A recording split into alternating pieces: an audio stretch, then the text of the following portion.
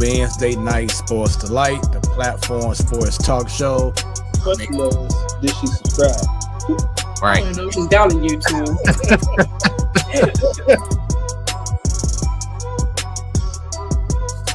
Representing from the Boondocks. What up, Jobo? Hello, what's up? Happy Wednesday. What up? She repping her Hey Sister Soldier look right now. Everybody give it up for Bunny. What's happening, Bunny? What up? Happy hump day. T-Bone, what's going on, brother? I'm back, and I don't know about better than ever, but I'm back. What is going on, party people? It is your Wednesday night Sports Delight, the platform sports talk show. I am your boy Smooth. I think that may be on the highlight reel tape. And be glad that you are tuning in live along with the millions And millions. of the platform sports talk show fans on once again your Wednesday night Sports Delight. Really? Or Brinks truck backing up in his driveway with There you go. 97 million. There you go. all you hear is this. Always somebody who's doing something to give back and letting the next generation. Say straight. Have me syrup on here. Come on now, don't hit me too up. You know I get emotional. But people watching around the world, no pressure. And we already have our favorite fan, Ms. Williams, saying, welcome, Brandon.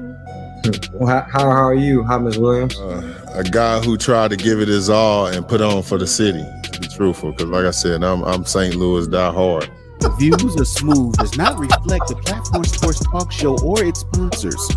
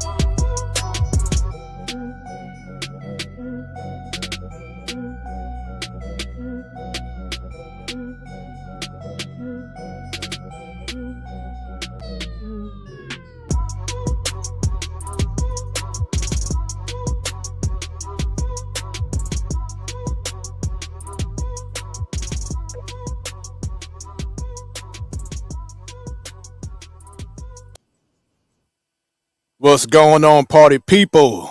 We outside, we outside, we outside right now in the back patio of my home. What's going on, y'all? It is your boy Smooth.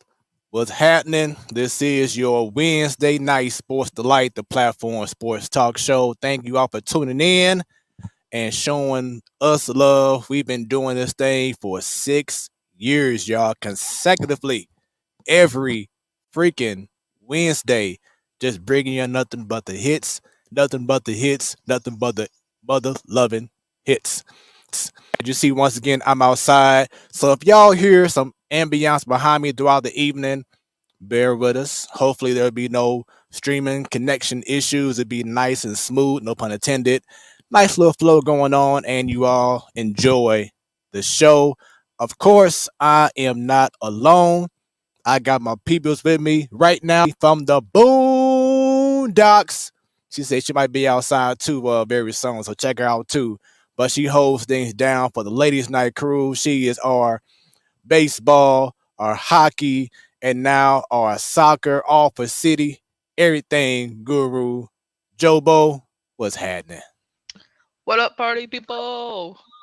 Happy Wednesday. If I would know you're gonna do that, I would have had some kind of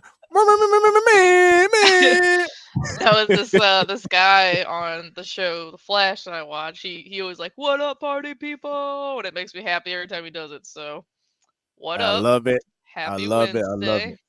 Happy Wednesday. Man, I said it last week, but it's so amazing. I know you've been on for like, what, 3 years or so now, 4 years maybe. But just to have this show consistently going on for 6 years, that's truly amazing. And to get more people to know about what we're doing and for people to know that, we're going to share our opinions. We're going to have fun doing it. We're going to have great guests who share their stories. And it does not stop this evening. I know you've experienced us having Michelle Smallman on and Dan McLaughlin and Brad Thompson. And, it's been a who's who of people, whether it's been local or national celebrities that we've had on the show, sports people, coaches, former players, current players, the whole nine. So it's been a crazy ride, hasn't it? Yeah, it's been awesome. I've said before, thank you for letting me join the ride. It's been awesome. Shoot, yeah, we had Randy Carricker, he's another one. We have a recurring guest, Tom Ackerman, which is really cool that we could say that we have Right. someone from KMOX that's been on here multiple times to talk with us. And just watching your guys' old videos, you guys just sitting on stools with like a black backdrop. I mean, my first time on the show in person was just a black backdrop, and it was me and Brendan there, and just just chit chat. And now we're virtual and we meet up sometimes. The ladies are over here. It's been a lot of fun. So yeah, thank you for having me here. It's been a lot of fun. Yeah, my pleasure. And I look forward to us having many more in-person, shows, whether it's the Super Show or Ladies Night or the Man Cave. But this person here, he's been rocking with me since day one. He believed in the vision. And he said, like Dion Prime, he got time today. I ain't hard to find. That's my dude, Sadal. Sadal, what's going on with you, brother? I ain't hard to find, man. Sadal, the selector, the real estate DJ. And once again, back here on the platform Sports Talk Show, man. What a blessing. There it is. What a blessing. What a blessing. And of course, we have our favorite fan, Miss Dub, showing us love right now. So shouts out to you, Miss Dub, and thanks for showing us love consistently for as long as you have as well. It's people like you that keeps us going and inspired and motivated to keep doing what we're doing and to show proof that what we're doing is worthwhile. So thank you very much. And up next, he's not on the bike right now. He probably tired, but he's ready to rock and roll. He got some opinions. He's ready to roll. Support his HBCW, his wrestling promotion. He's doing big things. He was in Orlando. Now he's here back home in St. Louis. The one and only T-Bone Funk. What's going on with you, brother? What's up, everybody? What's up? What's going on out there? What up? Did you do the bike earlier today? Or you're just taking a break? Nah, I'm gonna get on it later. You know, after what y'all saw earlier, you know, you gotta take 30 minutes or so before you can't just switch from one to the other just like that. Yeah. That boy had that bad food. But yeah, man. So Joe, I'm sorry, Sadar is about to Joe. 6 years now doing the platform sports talk show, man. How special is it, man, for you to be a part of something that we've been doing? It's a testament to what consistency and discipline gets you, man. It gets you results like this. A world-class show that talks about sports that has consistently been on the air for 6 years every Wednesday. And it's really a testament to what that hard work, what that motivation, what that drive and that discipline can get to you, give you. Sometimes your blessing make room for a lot of different things, and so you've gotten all of these different personalities on the show, and different kinds of support from all across the city and across the nation, really. Right. And it's just like I said, I'll say it again, it's a blessing. Most definitely.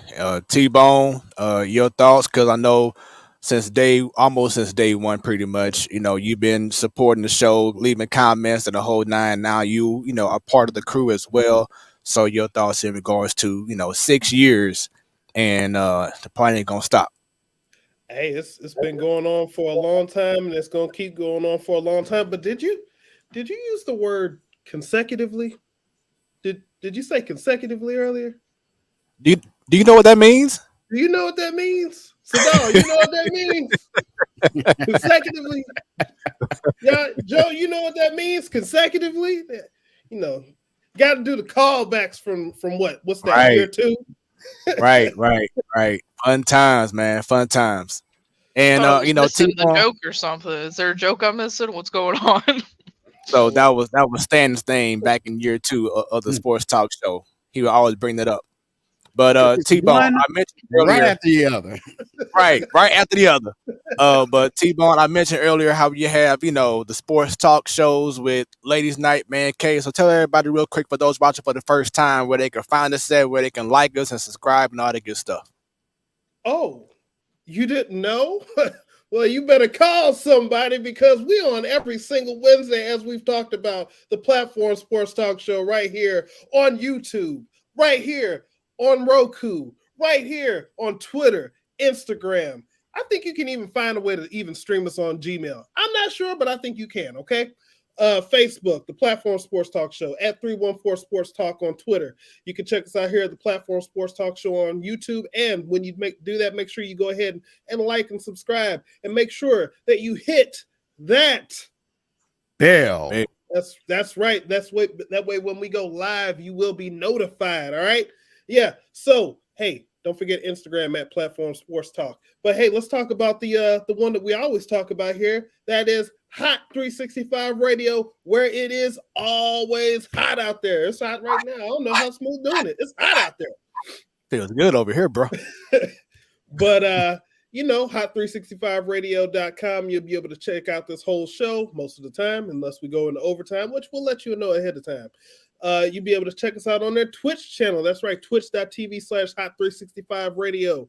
You'll be able to see all of everything that's going on here if you're watching on Twitch, if you're listening on Hot 365 Radio, and that includes what happens the first Wednesday of the night. That's right, Ladies Night. You'll be able to catch Joe, Bunny, and the rest of the crew out there, and they'll be able to tell you all their opinions from their different points of view. And hey, if we got the first Wednesday, let's talk about the last Wednesday.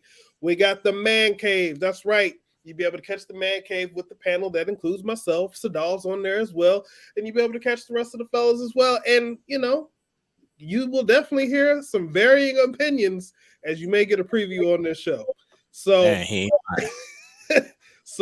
look, check us out. We're here for you every week. So come support. Hit those likes, subscribes, leave some comments on everything, especially on YouTube and Facebook.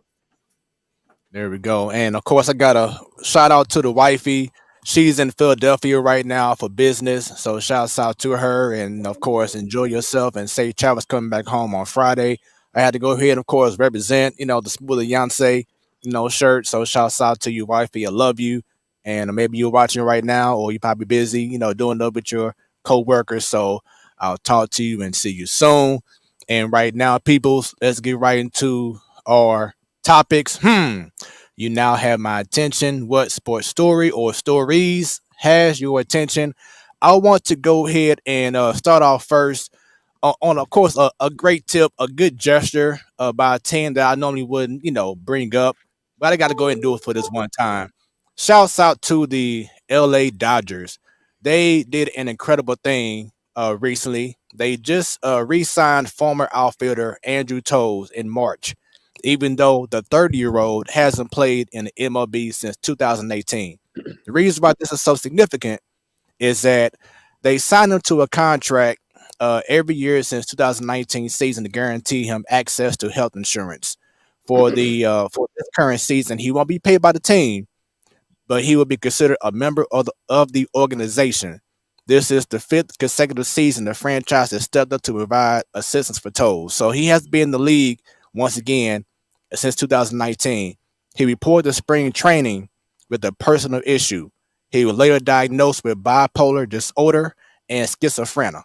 So what the team is doing is, as long as he's under contract, he can get all the mental health and everything that he needs so he can be, a better person. He's not getting paid by the team, but they want to sign him every year and make sure that he's getting all the help that he needs. And that's such an awesome thing that the Dodgers are doing. And hopefully other teams in other leagues can see what they're doing and can assist other people, just like Andrew Toes, and in regards to mental health, illness, whatever's going on. Because you know how you heard so many times, Sadal, especially like at the NFL, if you retired or whatever, you may not get certain benefits anymore. You may not get that coverage anymore like you used to when you was a prime player. So this is an excellent thing going on. Yeah, absolutely, man. This is one of the gestures that you really don't see a lot in sports, especially when someone is going through something like that the brother's going through. Kudos to the Dodgers organization for stepping up and showing their love and assistance to this young man. Miss Williams says when one of her co-workers' sons was terminal with cancer, they let her take unpaid leave for the same reason to keep her health insurance. And that's what it's all about, man.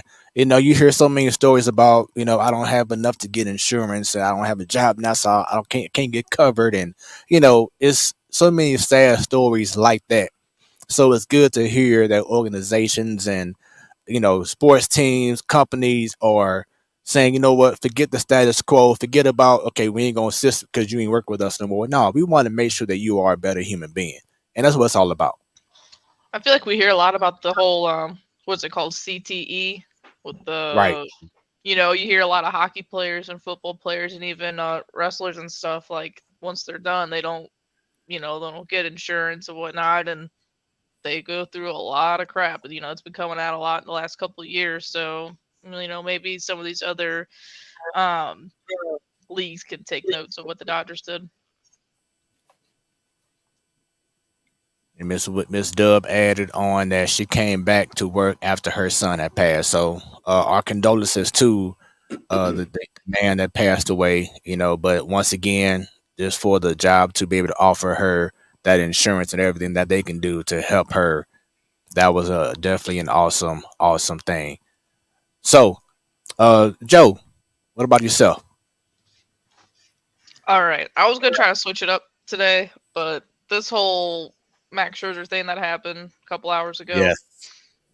Now, I wanted to say it's an MLB thing that I want to talk about. Just trying to give me ice cream. So last weekend we had Domingo German Herman for the Yankees that he was checked multiple times by the umpires, was told multiple times, go rinse your hands off, go get whatever you have on your hands, go get it off. And he was fine to stay in the game, pitched the game of his life, had 11 strikeouts. No one talks about it. And then today, Max Scherzer, he gets ejected. He also gets told multiple times to rinse your hands off. He said he sat there and washed his hands in front of MLB officials. And then Phil Cuzzy, which, by the way, he's the only umpire that's ejected a pitcher for this reason. And but yeah, he said he washed his hands in front of MLB officials, and he was still thrown out. One, I've said this on the show multiple times. Believe me now, where MLB has the pinstripe glasses on at all times, because there's no reason that Max Scherzer, one of the best pitchers the game has seen in our generation, is getting tossed, but Domingo Germán is pitching the game of his life in Yankee Stadium, and he was told multiple times to wash his hands off, and he was even saying that he was scared he was going to get thrown out. There's a reason he was scared he was going to get thrown out. And no one talks about it. And then, I don't know, just MLB needs to come out and what's the rule? Because there's a rule book, that there is a rule book, and that says on there you can use rosin. Max Scherzer said he was using rosin with his sweat. You just can't mix it with like sunscreen and stuff. And but then in the rule book it also says you can't put it on your glove. But he changed his glove. So I don't know. MLB is just like they take one step forward and they take 10 steps back every year. And like so now Max Scherzer is going to be suspended for 10 games. He's going to appeal it. But if they don't agree with his appeal, then they can't replace him for those 10 games. It's just, it's mind blowing to me how this stuff just keeps happening in baseball. And that's been the biggest issue I've had with baseball is the lack of the consistency in regards to the rules, in regards to umpires. They need to get that addressed, like you said. Yeah, just, I don't understand. I just hate the Yankees. Everyone knows this. It's not, a secret. But like, come on, come on. A Yankees pitcher just did this last Saturday, and nothing was said about it. It wasn't all over social media. There's no talks of suspensions, no ejections, no nothing. He was literally told to go wash his hands off multiple times. And that's that. So, and then Max freaking Scherzer, of all people, is going to get suspended and get all this attention on him like he's the bad guy. Which, again, he was told multiple times too, which that's still wrong on the league. Like, if everyone thought the rule was if you feel something stinky, you're gone. That's it. And now you have umpires being like, hey, just go wash it off and then come back out. If it's anything like anyone's like spider tack, that stuff ain't coming off for days. You know what I'm saying? So like, what's washing your hands off? And he said he washed his hands off with alcohol, and I don't know. It's wild to me. So, dog, what has your attention? That was the same thing, actually. I was going to chime in on the Max Scherzer thing. Just to, piggyback on what Joe already talked about. They show footage of Max Scherzer getting tape put on his left hand, his non-pitching hand, his glove hand. And I think that was to hold the device in that caused the game for him. The pitch count. Yeah, the pitch count thing. And so they were looking at his hand, and it was on his non-throwing hand. And he kept telling them, like, look, this is for the device, to hold the device in place. He's telling them that. He's like, it's not on my right hand, but they just wasn't giving it to him, and they threw him out of the game. And I think this has been a problem with MLB officials, not only the rule changes that we probably already talked about at length already, but the inconsistency of these umpires, man. You got someone on one team that, he gets multiple chances to wash his hands and be able to stay in the game. And then for the same rule on another player, it gets tossed. And so all the fans ask for is consistency. If you're going to make a terrible call, make it on both sides. Right. You know, be balanced, and you don't really know what to expect as a fan. You don't know if the umpire is going to have a big ego and a bad game and toss you out for thinking that you're, messing with him when you didn't catch the ball out of the umpire's glove. That happened during the spring training. Guy gets tossed, catcher, for missing the ball that was given to him by the umpire, and he thought that the catcher was messing with him. He tosses him out of the game. Yeah, that was JT real me too. Yeah, and so it's just between the egos of these umpires and the inconsistency. It's like people are getting fed up, man. Like the fans don't buy tickets to these games to watch the umpires show out. You know what I mean? I know I don't. Especially on a Max Scherzer start. You know what I'm saying? Like, I'm sure there's plenty of Mets fans that went to Los Angeles to go see Max Scherzer play against a team that he used to pitch for. And this is me and Brendan have said this before. Umpires after every single game need to be behind reporters, just like all these players, like Yeah. Like Tyler O'Neill and Ali Marmol getting questioned back and forth 2 days in a row, their little thing. I want to see umpires get questioned whenever they make a very questionable call, or hey, Ali was yelling at me, so that's why I tossed him. And you know what I'm saying? Like Phil Cuzzy talked to like one person and we didn't get to see a video of it or anything. We take their word for it. Mm-hmm. T-Bone, how about yourself? As far as what has my attention? Yes, sir. Well, here comes the money. Here we go. Money talk. Sounds like some money's floating around in the NFL all of a sudden. Don't you think so? Man. I mean, we heard about Jalen Hurts securing a pretty big contract, and I just find it interesting that now all of a sudden it seems like the money found a way to start flowing out. So, what do y'all think? What did y'all think about him getting that contract after what we've been talking about for the past few weeks with Lamar Jackson? Well, here's the thing. How many playoff games has Jalen Hurts won compared to Lamar Jackson? Well, it's obvious and undeniable at that point. Because that's been my biggest thing. Lamar, incredible quarterback. Yes, he won an MVP. But when it comes down to the playoffs, what have you done for me lately? And you have not done a damn thing.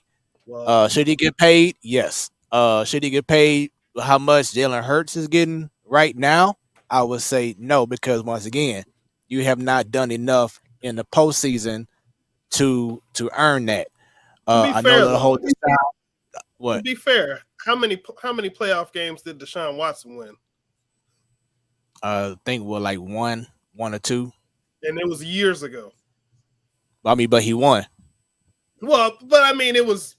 I mean, especially if you're going off the "what have you done for me lately" part, though.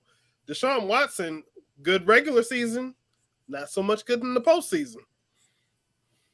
And besides all of that, it was reports that Lamar Jackson was actually offered a similar proposal, not the exact, but very similar, and he turned it down because he wanted the fully guaranteed joint. He and his agent turned it down, and guess who his agent is? Not a real agent. Himself. So that's what happens when you don't have an actual agent. You made things worse than yourself. And I said this weeks ago. My thing is that the Ravens don't trust you right now because they don't feel like you can stay healthy playing how you playing throughout the whole season. So why should they give you a guaranteed $100 or some $1 million? It's not even guaranteed you can play a 17-game season right now. I would also like to apologize for Jalen Hurts because now that I'm played that theme song, his quad is doomed. Sorry. I'm sorry. Lord. I'm so sorry. I'm so sorry. It's the curse. It's the curse. But also, but he doesn't have the McMahon genes though, so don't worry. Right. But shouts out to You know, there's something about that family. Because Triple H has the same problem too in his career. Well, that is true. Twice. I guess that was one for him and Stephanie. But also, shouts out in regards to Jalen Hurts and his management team, from the agents to his networking staff, all women. And his and one of the ladies who is under Clutch Sports, which is owned by LeBron James and Rich Paul, she helped initiate that big massive deal for Jalen Hurts. So now he's doing it up right now.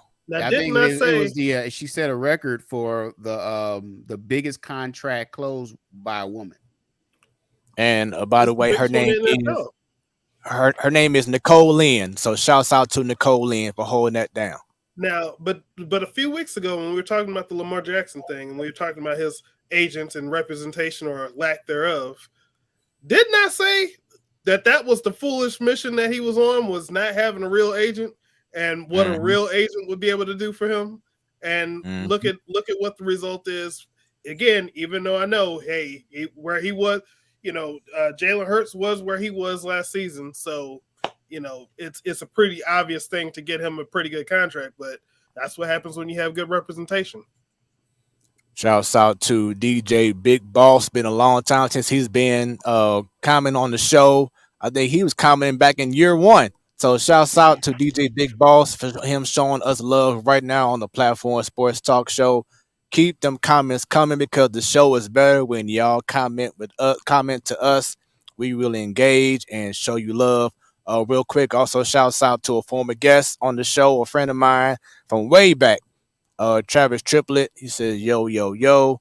So once again, keep them comments going. Let's talk about some sports because we have a lot to discuss before we bring on our special guest at the 8 o'clock hour.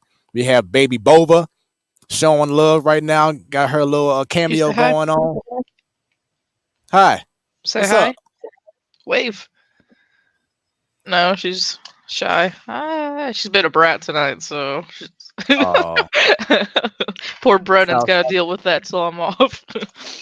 Shouts out to my sis, Teresa, showing love. She looking forward to this episode tonight. So you're going to find out why once again at the 8 o'clock hour. So we have a lot of great content to give y'all. Let's keep things going. Because, and Sadal, I want to start with you on this because you reached out to me like, hey, I got time today. So flipping the bird, talking about the Cardinals and MLB all around the league. Sadal, I'm gonna have you start off first. What are your thoughts? What are your thoughts in regards to the start of this young Cardinals season? Man, the Cardinals, besides what happened today, they finally showed some life today, winning 14-6. They have been bumbling and stumbling right out of the gate. Now, before anybody says anything, yes, it's April. Yes, it's still early, but that doesn't stop me from being concerned about this team. But I know Joe is going to back me up on this. We've been talking about the Cardinals' woes. One, the pitching, starting pitching in particular, has just been terrible. They've just been not on the same page. They've given up too many. Right. They've given up too many runs in the first inning and just too many runs in general given up. On the flip side, the lineup on paper looks like murderer's row. They should be scoring 5 to 6 runs a game, but it has not been the case. No run support by the Cardinals offense. I've been hearing on the broadcast. I've been watching some of the games. It's like they're saying that, they're hitting the ball hard, but what the hell does that mean when you're not getting a hit? You're not getting a hit in clutch situations. You're not getting a hit when runners on base.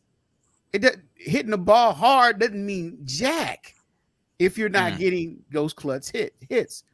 And so I don't know, man. I know it's early, but doggone it, man. We already know the sources of the problem here. We already know it's DeWitt. We already know it's a combination of DeWitt and the GM. We know that, but I'm not a professional like they are. They are. You know, I'm not an expert in all of this, baseball. But I feel that if you have more of one thing, outfielders, hitters, and you have less of another thing, starting pitching, maybe possibly you could trade and get some players. I may be off base. I may be out of line. We're calling a trade in April, but that's my thoughts on it. They got to get it together. The problem with that, I ain't even talk about the coaching situation. Real quick, the problem with the whole trade situation is it should have happened off season, and right now you're not going to get anyone that's worthy of O'Neill or Carlson pitching wise, because the one name that comes to my mind is Lucas Giolito for the White Sox. I think he would benefit of a change of scenery. Their ballpark's kind of a little bandbox. It's tiny. They have terrible defense. I think he would benefit a lot. He had a really good start yesterday. That's like his best one in a little bit, but he's been struggling. I think he'd be great here. But the thing is the White Sox have a lot of injuries right now. They're also in a weak division. And they're not going to want to trade anyone in April because, again, it's so early in the season. The Marlins are actually playing pretty good baseball right now. You could have done a Pablo Lopez trade, but guess what? The Twins did that, and that trade's working for both teams. So I honestly can't think of anyone right now that would be worth the two outfielders that we are going to possibly trade. So yeah, blame it on Mozeliak in the front office because that's something that should have been done during the offseason. Everyone knew that pitching was going to be our biggest question mark going into the year. And here we are, only April 19th. So listen, I complained a lot about this team last week, and I'm still going to complain about it. I understand that it's April 19th. And I saw that we have the 5th hardest schedule in all of baseball to start off the year.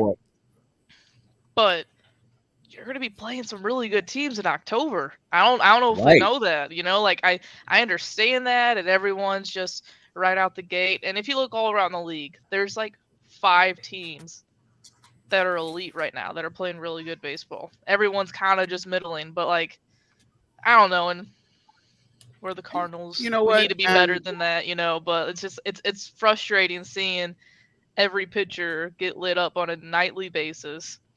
It's going to change. I know they're not going to suck bad all year round, but it's Jordan Hicks was not good last year. And he's shown some promise these last 2 outings. Oh my gosh. We're either up by 10 or down by 10. He's shown some promise, which every single time stop bringing him in with runners on base. Right. He can't do it. Find the strike zone.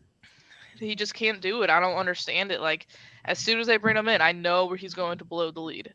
So, or if we have a lead, he's going to just blow the game wide open, whatever. But that's just one of those things that I just feel like management and roster construction, it just should have been better. I don't know. And like you said, Sadal, this team on the lineup on paper, it's another thing good. Another thing about the lineup. We knew this was going to happen when Jordan, I forget the guy's name. Walker. Jordan Walker got sent up into the lineup here for the Cardinals, man. There is a backup in the outfield. There's so many good players out there that you're going to have to bench a good player just to have the other good players play. And Jordan Walker, he's played decent baseball. He deserves to be in the major leagues.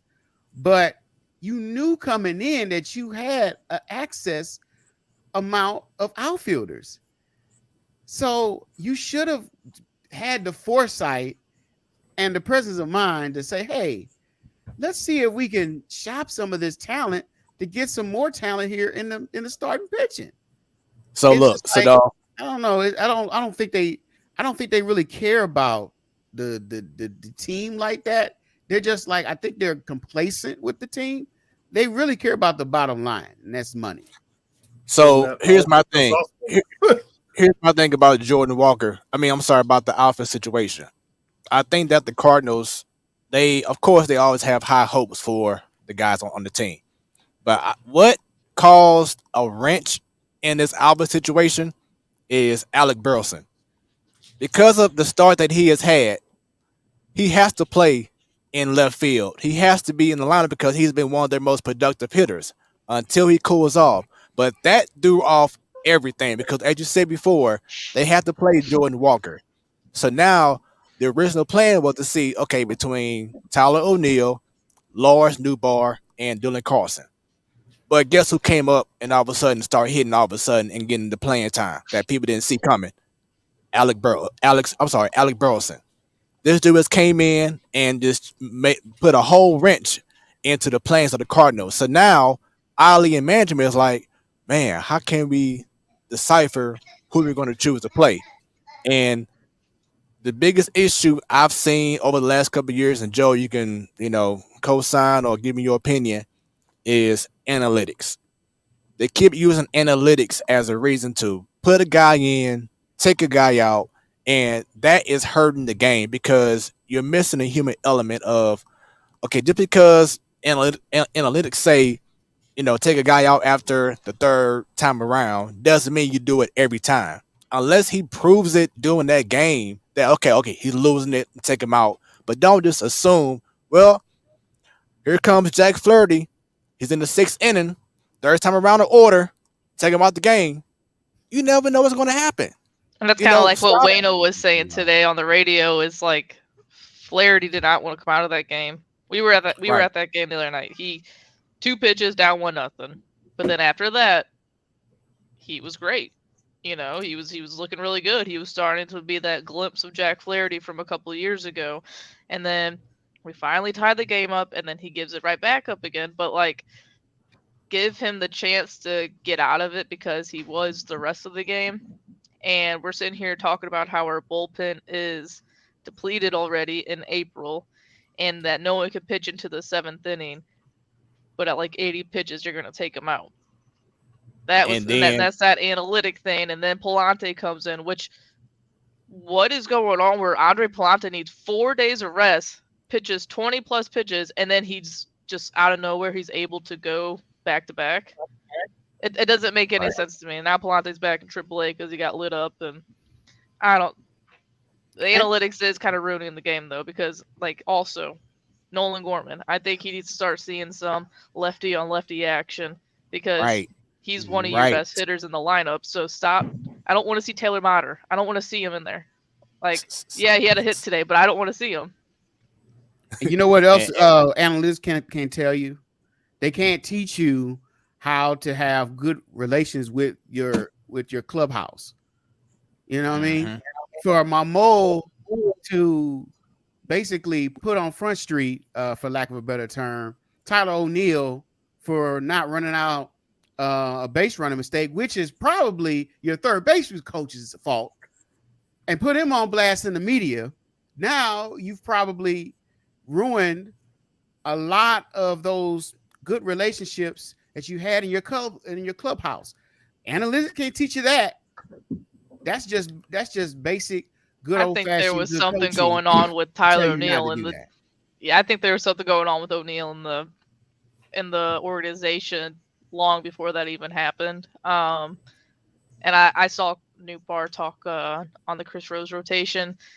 Newbar's like, they're both grown men. They're over it. Like, it's whatever, that stuff happens. You don't usually see it happen in April, but I do think that Pop Warner is probably, I think it was 50-50. Tyler O'Neill should not be looking like that, rounding the bases, especially going home. He was not running. He wasn't confident at all. Everyone was saying that he wasn't running. Like, everyone was saying he definitely looked like he was jogging. And it looked like that was going to happen again last night. And now I think Pop Warner's scared to even wave his arm with Tyler O'Neill on base because Tyler O'Neill, he wants to play only 75% so he can play 160 games. Like, you don't say that. I'm sorry, it's Joe, April. Joe, last night, and I'm gonna say this right now on the Platform Sports Talk Show. I'm becoming less of a fan of Tyler O'Neill because there were two plays I could think of right now that I felt he should have ran harder and maybe scored, or that home run that Flaherty gave up in the seventh inning.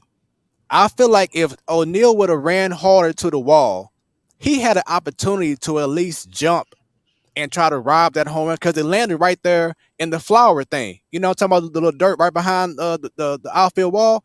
But he just tried it like, oh, well, it's gone already. Oh, well, let me go back around. No, go all out. That's what Mo was saying in a press conference a while back. They expected your players to go all out. And one of O'Neal's biggest attributes is what? His speed. That's what everyone in the league has been known, has seen him do and been impressed. No, yes, he's a big, stocky guy, but he has top tier speed. That's your ticket. That's your He's claim to considered fame. elite. He's considered elite up there Exactly. with like Otani and stuff, speed wise, you know. And Right, Could've right. fooled me. So Could've fooled so me, man. your players, the organization, even your opponents are expecting to see that top speed every time you move your legs. And when that's not going on, that's a problem, and you're hurting your team. Bottom line, yeah, that's you like want to preserve yourself for a season, yes, but we're trying to win games now. You know what I'm saying? We're trying to win games now. And a second thing I want to say real quick, I'm getting tired of hearing about the Cardinals being a warm weather team. We need to have an all weather team. well, guess what? It's Okay, cold in October, so I'm gonna need them to be a. exactly. That's my point. That's my point. You can't say, "Oh, we are a warm weather team," because, like you said, in October in the World Series, and it might go into November. If you have a game in St. Louis, it's going to be 45, 30 some degrees. So you're going to say, "Oh, because you a warm weather team, you're not going to show up." Well, maybe that's the reason why we ain't been winning, because you're not coming out the gate. Then you wait till June to August to finally heat up. But then what happened the last 3-4 years now?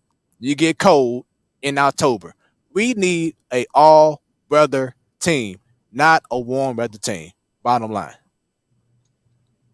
Yeah, I mean, Bottom line. I can't disagree with that. So, like, I know Bunny, like, she's not here. She can't defend herself, but she says it every time we talk about this that, come June, July, they'll be good to go. But we need to win games in April and May if you want to. By Again, June, July, we we won might our be too division far last out to year. try to catch up. Hey, Exactly. I hope that is not the case, because I do plan on going to see the Cardinals and Cubs at Wrigley Field on my birthday in July. So I'm gonna need for them to Nice. get Get in it together. the game. Get Right. the EA Sports in themselves. It's in the game. And I also want to call out Arenado. He does have some good numbers right now. He's like one of the leaders in RBIs, but when he comes up to bat with men in scoring position, it's not all roses right now. Either he's striking out pretty bad, or he's hitting weak grounders to second base or shortstop. We need him. Go ahead. I'm sorry. No, I was gonna say we talk about the Cardinals always starting off cold. At the end of the year, we're gonna see that we're probably like a wild card team, division winner, whatever.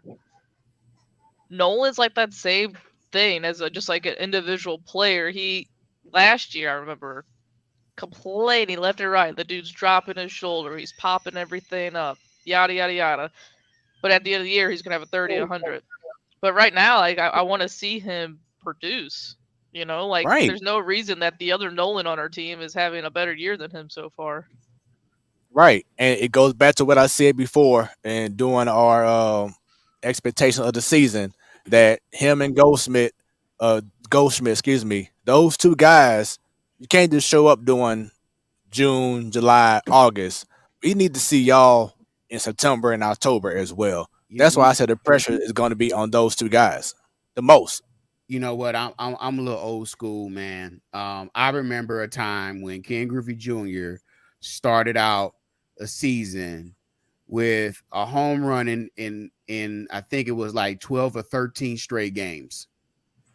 I mean, there was no I'm just gonna warm up. I'm just gonna warm up to get to you that. talking about Ken Griffey Jr. Ken Griffey Jr. did it 13 straight games in a homer. That's just an example of someone that don't need to warm up. That's like talking about Michael Jordan's accomplishments in a game. Like, you talking about Ken Griffey Jr. You ain't naming random baseball player over here. You talking about one of the best ever. I will say though, like, I don't know if I feel like everyone's kind of starting off slow though. Like Ohtani's batting at like a 260. I'm trying to think, like, is anyone that's a big name guy having an amazing year to start off? And I don't know if there is. I mean, the whole Phillies team sucks. Like, yeah, they're, and I can't get mad about the Phillies if I was a Phillies fan because they're missing key, players. The Cardinals aren't. That's the big difference between those two. But like, there's a lot of guys out there that aren't having great years that are great players. So I don't know if it's just a weird start to the year and everyone will warm up when the weather gets warm or what. But I feel like pitchers and batters, no one's really been like mind blowing so far. So this is like an El Nino effect for the season. Is what you're saying? A little change in the weather pattern for everybody. I don't know. Speaking of El Nino, though, Padres, that's another thing. This blows my mind. I know this is not Cardinals related. How is someone who has an 80 games PED suspension get to go to spring training and play spring training games and also get to play in AAA games? How does that? What MLB regulation? That doesn't make any sense to me. Like, I feel because it's not, because the suspension is regards to Major League Baseball games, not minor league baseball games. That's the only reason why. But like, I just hate seeing MLB like all over Twitter. Oh my gosh, he hit another homer in AAA. Like, who cares? Like, it doesn't make any. I don't know. I just feel like MLB is still over his jock, and he's done stupid stuff year after year, breaking bones, getting surgeries, and then he has an 80-game PED suspension, and everyone's welcoming him. I'm ready, El Nino. I'm ready. Come back. It's dumb. It's annoying. So, Joe, you brought this up. Yes, I'm sorry, today on Twitter, and I wanted to bring this up real quick. Dylan Carlson, Tommy Edman. Now, granted, Tommy Edman almost had, a cycle. And he did have one of his base hits as a lefty. But do you feel it's time for both hitters to just go ahead and stay on the right-hand side for a nice period of time and see how they turn out to be against lefties and righties? I think so. I said this last year, at least about Edman, I think it was. Cedric Mullins for the Orioles. He used to be a switch hitter. He sucked right-handed, and then he just stuck lefty, and he's had, 30 homers one year, and he's off to another good start this year. So I don't know. Why not give it a shot? I mean, if you're so bad, like Tommy Edman's left-handed numbers are not good at all. Dylan Carlson can't even get into the lineup unless it's a lefty on the mound. Why not give it a shot? So I know they won't, but yeah. And last thing, shouts out to Wilson Contreras. I told my wifey last night, I said, this man here is the heart and soul already of the Cardinals. This dude brings energy. If you saw today the little issue that him and Madison Bumgarner had, Bumgarner threw and Contreras almost hit it. Hit it hard, hit it good, but it was like a foul ball tip. But he hit it so good, he was like, almost had it. And Mad Bum got in his feelings and called him a PAB. If you don't know what that is, just go on Google or YouTube, and you'll see what I mean. But he didn't like that. And Contreras, like in the post game, hey, he had a problem me being hype over me almost hitting in his pitch hard. He got an issue with it. That's on him. And that's the energy that this team needs. He brings the fire. He's gotten hot now. He hit 2 home runs yesterday. I believe he had a base hit or 2 today, but he's finally showing the reason why the Cardinals signed him and why I feel like this was the perfect signing, perfect guy to replace Yadier Molina. So shouts out to Contreras. He is slowly becoming my favorite Cardinal at this time right now. Yeah, shows a lot of fire. That's one reason I liked him being the guy after Yachty, because maybe not last year with Yachty because he was hurt a lot, not around the team, but Yachty he's shown fire all the time, and that might be Yachty and like Albert might be one of those things that the clubhouse is missing right now, with the Cardinals. But yeah, Contreras, no, if you thought that he was going to be grounding out, striking out 3-4 times every game, then you're silly. Like Wilson Contreras has been in the league for a little bit. He knows what he's doing. He may not be the best catcher in the league, but I mean he's thrown out five runners already, and he's heating up. 2 nights ago he had 2 doubles, 2 homers last night. So the slug's coming, and hopefully he keeps it going while we wait for Nato and other guys to do the same. So to the Cardinal fans, I know it's been a bumpy start to the season, but I'm going to tell you, this team is a good team. They have had a rough patch. They've had some bad luck. This is a good team. Thing is let's see how they are in September and October, because something has to change in regards to their mentality on how they hit with men in scoring position. And as you brought up earlier, Sadal, in regards to starting pitching, we need guys to start stepping up and play and just playing your part. Do your job. You know what I'm saying? And we'll be fine. But this team is a good team. Just gotta, stick with it. Don't go crazy and say, "Oh, we're the worst team in history," whatever. It's gonna be fine. I believe that. The Oakland A's have 3 wins. Good thing. Yeah, the reason why, Joe, is because they suck. Bottom line, okay. It sucks. Like, bottom line. I feel so bad for that fan base, man. Like, their organization does not care about them as a city or anything, and terrible stadium. The Royals got 4 wins, I think. Boy. They're not doing any better, so it's just it's sad. Boy, they're 3-16. Oakland A's 3-16. Okay, all right. Says I can't get a win. I can't Crazy, get a win. like what? 2 years ago, What? I think. 2 years ago. Well, 2020, the COVID year, they won the division. And then 21, I do think they were in the playoffs, and then it just happened so quick. Escalated quickly. Mm-hmm. Really came at you fast. So, and real quick, Joe, thoughts on the announcement that was just made yesterday by the MLB is that they would use once again the Atlantic League. But before the pitch clock came to the MLB, they used the Atlantic League to do the pitch clock and the automated strike zone and the defensive shifts and whatever else. Now they're going to use a few more rules. The designated pitch runner, which means, let's say if Pujols was still playing and he got a base hit, you can sub him out as a pinch runner, full pitch runner. And then after that out, or let's say the man scores, Pujols can come back in the game and still fill his position or whatever. They can use a designated pinch runner. So this may be coming in the league in about a year or two. Also, a 1 disengagement rule in regards to the pitcher. So as of right now, a pitcher can throw to a base when you have a man on 2 times. The Atlantic League is doing it once to eliminate pitchers being on the mound, holding the ball, wasting time pretty much in their eyes. That And one I then think last- is I think they can still throw over twice. I think it's just stepping off to get a breather only once. I think that's what it is, because I had to verify that with Brendan. Okay. And then last one is the return of the double hook.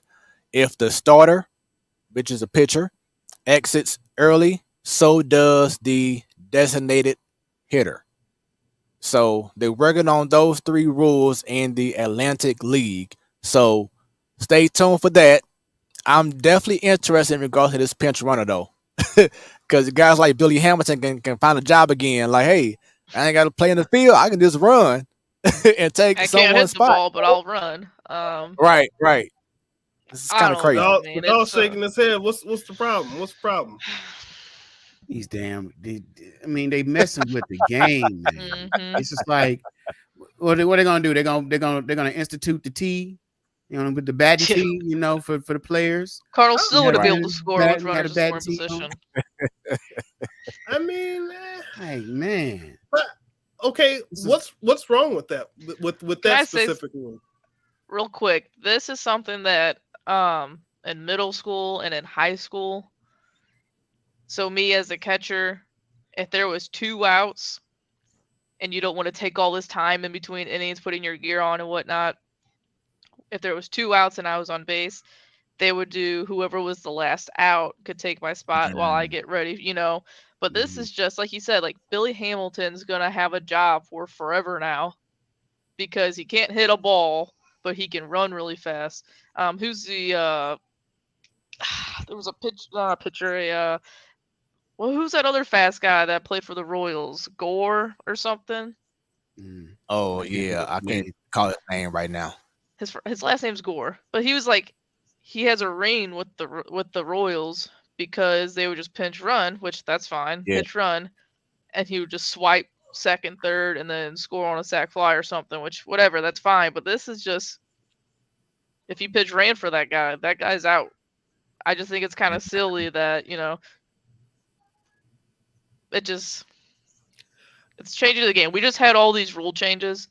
Let's let these sit for a second, and then we can talk about changing more stuff in a year or two. But like, we're not even a month into the year, and we're already talking about more changes. I mean, I think it's what makes baseball America's pastime, quote unquote, is that it's the same. It's supposed to be the same game your grandfather, your great grandfather, your father have seen. Those days all passed of those now. rules. Yeah, I mean, you can compare stats. Well, it used to be you can compare stats to someone that played in the 1900s to the 1960s to the 1980s to the 2000s, and it'll mean the same thing. Now with all these rule changes, it's not going to be the same, and that's what made the game so beautiful, is that you had the same game, same rules consistently throughout the generations. Now with these rule changes, it changes that dynamic. I gotta tell you, well, I can appreciate the history that goes into a sport like baseball. I mean, I gotta be honest, like this is one sport that needs to make a lot of changes in order to keep up with the times and the changing of tastes and stuff like that, especially from younger people, which I get. Younger people are younger right now. Eventually they get older and they'll watch stuff, but I don't think a lot of people are looking at baseball the same way that. He can't contain himself. He's so choked up right now, everyone. Choked up on his own ego and in opinions. The baseball guys are like, you better stop that right now. Right. I love it. Listen, we talk about this every single year. How can we make baseball more, feasible for the younger generation? Baseball's not one of those sports that you can just have music playing in the background the entire time like you can with basketball, or even with the Battle Hawks. It's bumping in there all the time, You just can't do that. You make little changes, and they've done that this year. Let's see how this works out. You got the players and the fans are mixed on everything right now that's happening. And now they don't even know what the hell their own rule is with sticky stuff. So like, let's not change everything right now. Like, Billy Hamilton's gonna have a baseball card on the back of it. It's gonna be no stats, and it's gonna be like 30 swipe bags. Like, that's dumb. I mean, again, I know that the one thing that baseball holds its hat on is the history, right? But look, and I know that some of y'all have probably been way more into baseball than I ever have or ever could imagine being. But I remember being in middle school thinking to myself, like, when you watch a baseball game, okay, somebody comes out the game, somebody substituted in, the other person cannot come back in. But if you're someone who watches all the other sports, why? Why do they do that? Like, that's actually a question for right now. Like, why is baseball the only sport that you cannot sub someone else? Can't do just random ins and outs. Like, inning by inning, you can't change anything unless they come out. That's it. Why is baseball the only sport? You can. That It's does spring training. There you go. Spring training. You can. Well, I'm talking about in the season though. Like, once you're out, you're out. Why? I don't know. It just makes sense to me, honestly. But yeah, but I mean, but again, just think about youth now, right? You watch a football game. Somebody, if a quarterback gets hurt or whatever, they go out the game. They can come back in 2 plays later, or oh, hey, this person's better at this. We're going to run this play. We're going to bring these people in. Like, basketball, same way. People sub in and sub out all the time. Why is baseball the only sport that does not? What do you want? Like, bases are loaded and like, oh, we got Zach Thompson who can get a ground ball. Let's bring him in for a lefty to get the ground ball out. Well, and then we'll put Jack Flaherty back in there the next inning. Well, to the point that you all were just talking about when it came to hitters, right? Like, you all were talking about how we have different hitters who are basically like not really in the game right now. But okay, so 2 innings in, you've ran these different. You have your lineup set. 2 innings in, you get to the 3rd inning. Oh, well, we know that these people are coming up. This pitcher's on the mound. Maybe it might be a better scenario to start off with this person at the beginning of the inning instead of what we already have set, because it actually might be better if this person comes based on what the circumstance is, right? No point. Why even write a lineup card every game? Why? Why? You just have pictures. Now we're doing the little trade dance with pitchers and hitters. Oh, as a lefty, I'm gonna put my righty up. Oh, we're righty, I'm gonna put the lefty up. Some people can't comprehend baseball already that don't pay attention, and now you expect some random average Joe off the streets to come in, watch a game with no lineup. I mean, and then you just scramble. You know what? I want Mike Trout to bat in every single scenario because he is my best player. Like, that's not possible. But even to that, okay. So maybe you go 1 through 9, and then after you go 1 through 9, then you can make changes depending on the situation that you need. So I'm not saying give people extra bats, like, or whatever. I'm saying, like, other people could come out, someone else could come.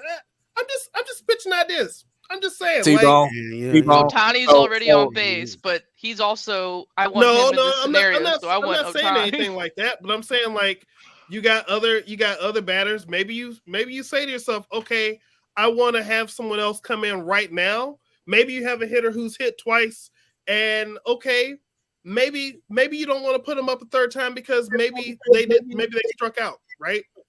Or maybe you take them out the game the 3rd time, and then maybe it comes up where there's a different pitcher in that they have better odds against, and you want to put that hitter back in the game the next time they come up, or the next time that spot would have come up. This is the first time in my platform history of being on the show that I'm just like head scratch with you. I don't know. Right. Hey, two things real quick. One, if you thought people were already like, what's going on now? Based off your logic, they're gonna be gone. 2, we got to move on to a second topic real quick before our special guest comes on. Sadal, Battle Hawks could call. Not right now, because they had only one job. They had one job, and that was to just win one game to not go into the playoffs in the XFL. What happened? You were there. You and Miss Dub are season ticket holders. What's going on with this team real quick? They were outmatched offensively. I'm gonna make a unpopular opinion. Don't you do it. I'm gonna do it. Don't you do it. I think AJ McCarron is not the answer at quarterback. I think the backup. Thank you. I think Thank you. Is a better quarterback. You already seen. Thank you. Because when you seen the week, what a difference a week makes. The backup QB, he was more mobile. He wasn't afraid to throw the ball downfield. He wasn't doing this dink and dunk left and right deal. He's not taking up all of the play clock. He's actually making decisions, and he actually has a little bit of fire on his game. AJ McCarron gets in there. He all of a sudden he doesn't know what to do. He doesn't even know what a 2-minute offense or the concept of a 2-minute offense is. And he just throws inexplicable passes that you just can't understand why. I think that's our Achilles heel. This, after watching all of these weeks, what is the common denominator? Yes. Common denominator is AJ McCarron and his bland play. He has no accuracy. He doesn't bring a spark to the team like like number 14 did last week. I'm not saying he was Patrick Mahomes, but he provided something. And AJ, he just a glorified guy who played at Alabama and won a title, but it was because of him. He was because he's on the team. You know what I'm saying? And yes, he's a known name, but he does not bring the value of, I can win. Like, for instance, Jordan Ta'amu. He wasn't no big time name, but he brought a change to that team last year. 2 years ago, and they were 3-1, 4-1 before the pandemic hit. But he brought more than AJ McCarron. Look at the teams that are doing well. They have dual quarterbacks that can throw and run. Look at the losses that we've taken. We've taken them through dual threat quarterbacks, and it confuses the defense. The defense is they're not NFL caliber. So any deviation from the norm, you can confuse them. And that's what DC has done. They got those dual threats. They got Ta'amu and they got Derek King as the backup. And it confuses the hell out of the defenses throughout the league. That's what happened. DiNucci for the Seattle. He was showing out. He was showing out, man. And we just got flat outmatched.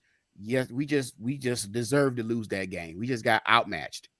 And Miss Dub with the comment, she says Ricky Pro's son is not the receiver his father was. Show ain't he just a name once again.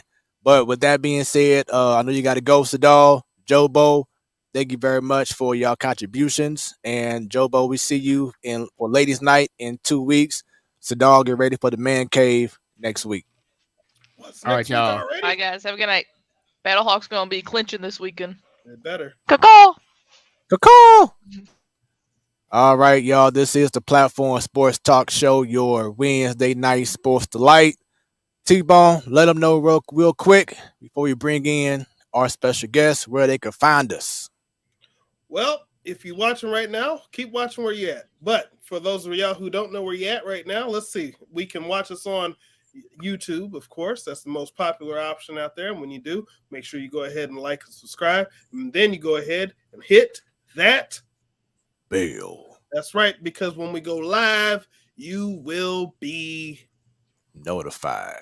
All right, you can catch us on the Roku channel. You can catch us on Hot 365 Radio, where it's always hot out there. You'll be able to catch, be able to catch us out on the Twitch channel that they have, twitch.tv/Hot365 Radio. And you'll be able to catch the entire show, unless we go long, which sometimes we will, but we'll let you know ahead of time. And of course, it'll still be good though. I say it'll still be good, a good show though. It will. And we talked about it, but let's go ahead and put it up on the screen because coming up in 2 weeks. Oh, you know what? Let's reverse. Reverse. Next week, since it's coming up, it's the Man Cave. That's right, the last Wednesday of the month. It's gonna come so quick. I didn't even realize next week it was that. So hey, look, you're gonna catch us all out there. And Sadal, he left me off the hook today. So I don't know. Maybe he's saving up for next week. Anyway, but the week after that, we got a ladies' night. And ladies' night, you'll be able to catch Joe Bunny and the rest of the crew out there, get to hear all the opinions that they have. And I hear there's some more sports going on. So there's always going to be some stuff that they have to talk about. And, make sure you hit us up on all our social medias and catch up, send some messages, and let us know who you want to hear on the show or see on the show, depending on how you consume the show. There it is. Appreciate it. Right now, it is that time. This man here, state champion, not once, not twice, but 3 times. And he's back on the platform Sports Talk Show, not once, not twice, but 3 times. This man here says, when y'all mention successful high school basketball coaches in the Lou, y'all better put some respect on my name, as he has led Cardinal Ritter High School just recently, once again, to his 3rd state championship and to their many state championships here in the Lou. This Cardinal Ritter High School is definitely a hotbed in regards to not just basketball, but all the sports. I mean, from track to the football team. We'll talk about that in a moment. But this is definitely, Cardinal Ritter is definitely a hotbed in regards to St. Louis high school, or just in Missouri as a whole, high school sports. And it's an honor and a privilege to have this man back on the show once again. He's a product of CBC High School, with the point guard playing with Larry Hughes, Tatum, all them boys. And he's back once again on your Wednesday night sports delight. None other than Coach Ryan Johnson. What's going on, brother? Hey, how you doing? What's going on? Man, doing well. It's good to have you back here, man. Man, it's good to be back. It's good to be back on the show, man. Y'all do a great job. Thanks for having me. Man, I appreciate it. And, it just feels real good. We talk about so many guests that we've had over the years, and to be able to have that connection still, even after having you on the show, that I can just reach out to you, be like, hey, you available? Da-da-da-da. And, you was down to do it, so we definitely appreciate that, man. No, for sure, man. Anytime. Like I said, it's a pleasure to be on your show, man. You do a great job. All your guests, co-hosts, and everything, they do an amazing job. So it's good to be on. Man, once again, definitely appreciate that. Yes, sir. A state champion coach out here, that's what I'm looking. Look, I'm shopping for schools around the area. You know what I mean? Like, I got a kid he's got something. All right. Yeah, for sure. He's 3. Okay. He's 3, but he's got it. Hey, you got to start somewhere. You got to start somewhere for sure. But yeah, so look, I'm always keeping an eye out to see which schools are doing well. Hopefully those legacies will and not even hopefully. We know that legacy is going to continue for year in and year out for you. Hopefully the Normandy Vikings will step up and do some things here or there. But hey, look, for right now, hopefully that'll keep on and continue for you. Right. Sounds good. So I have a question, man. We like to love to have fun with our peoples. This is a safe space, okay? You're on the platform Sports Talk Show. This is a safe space.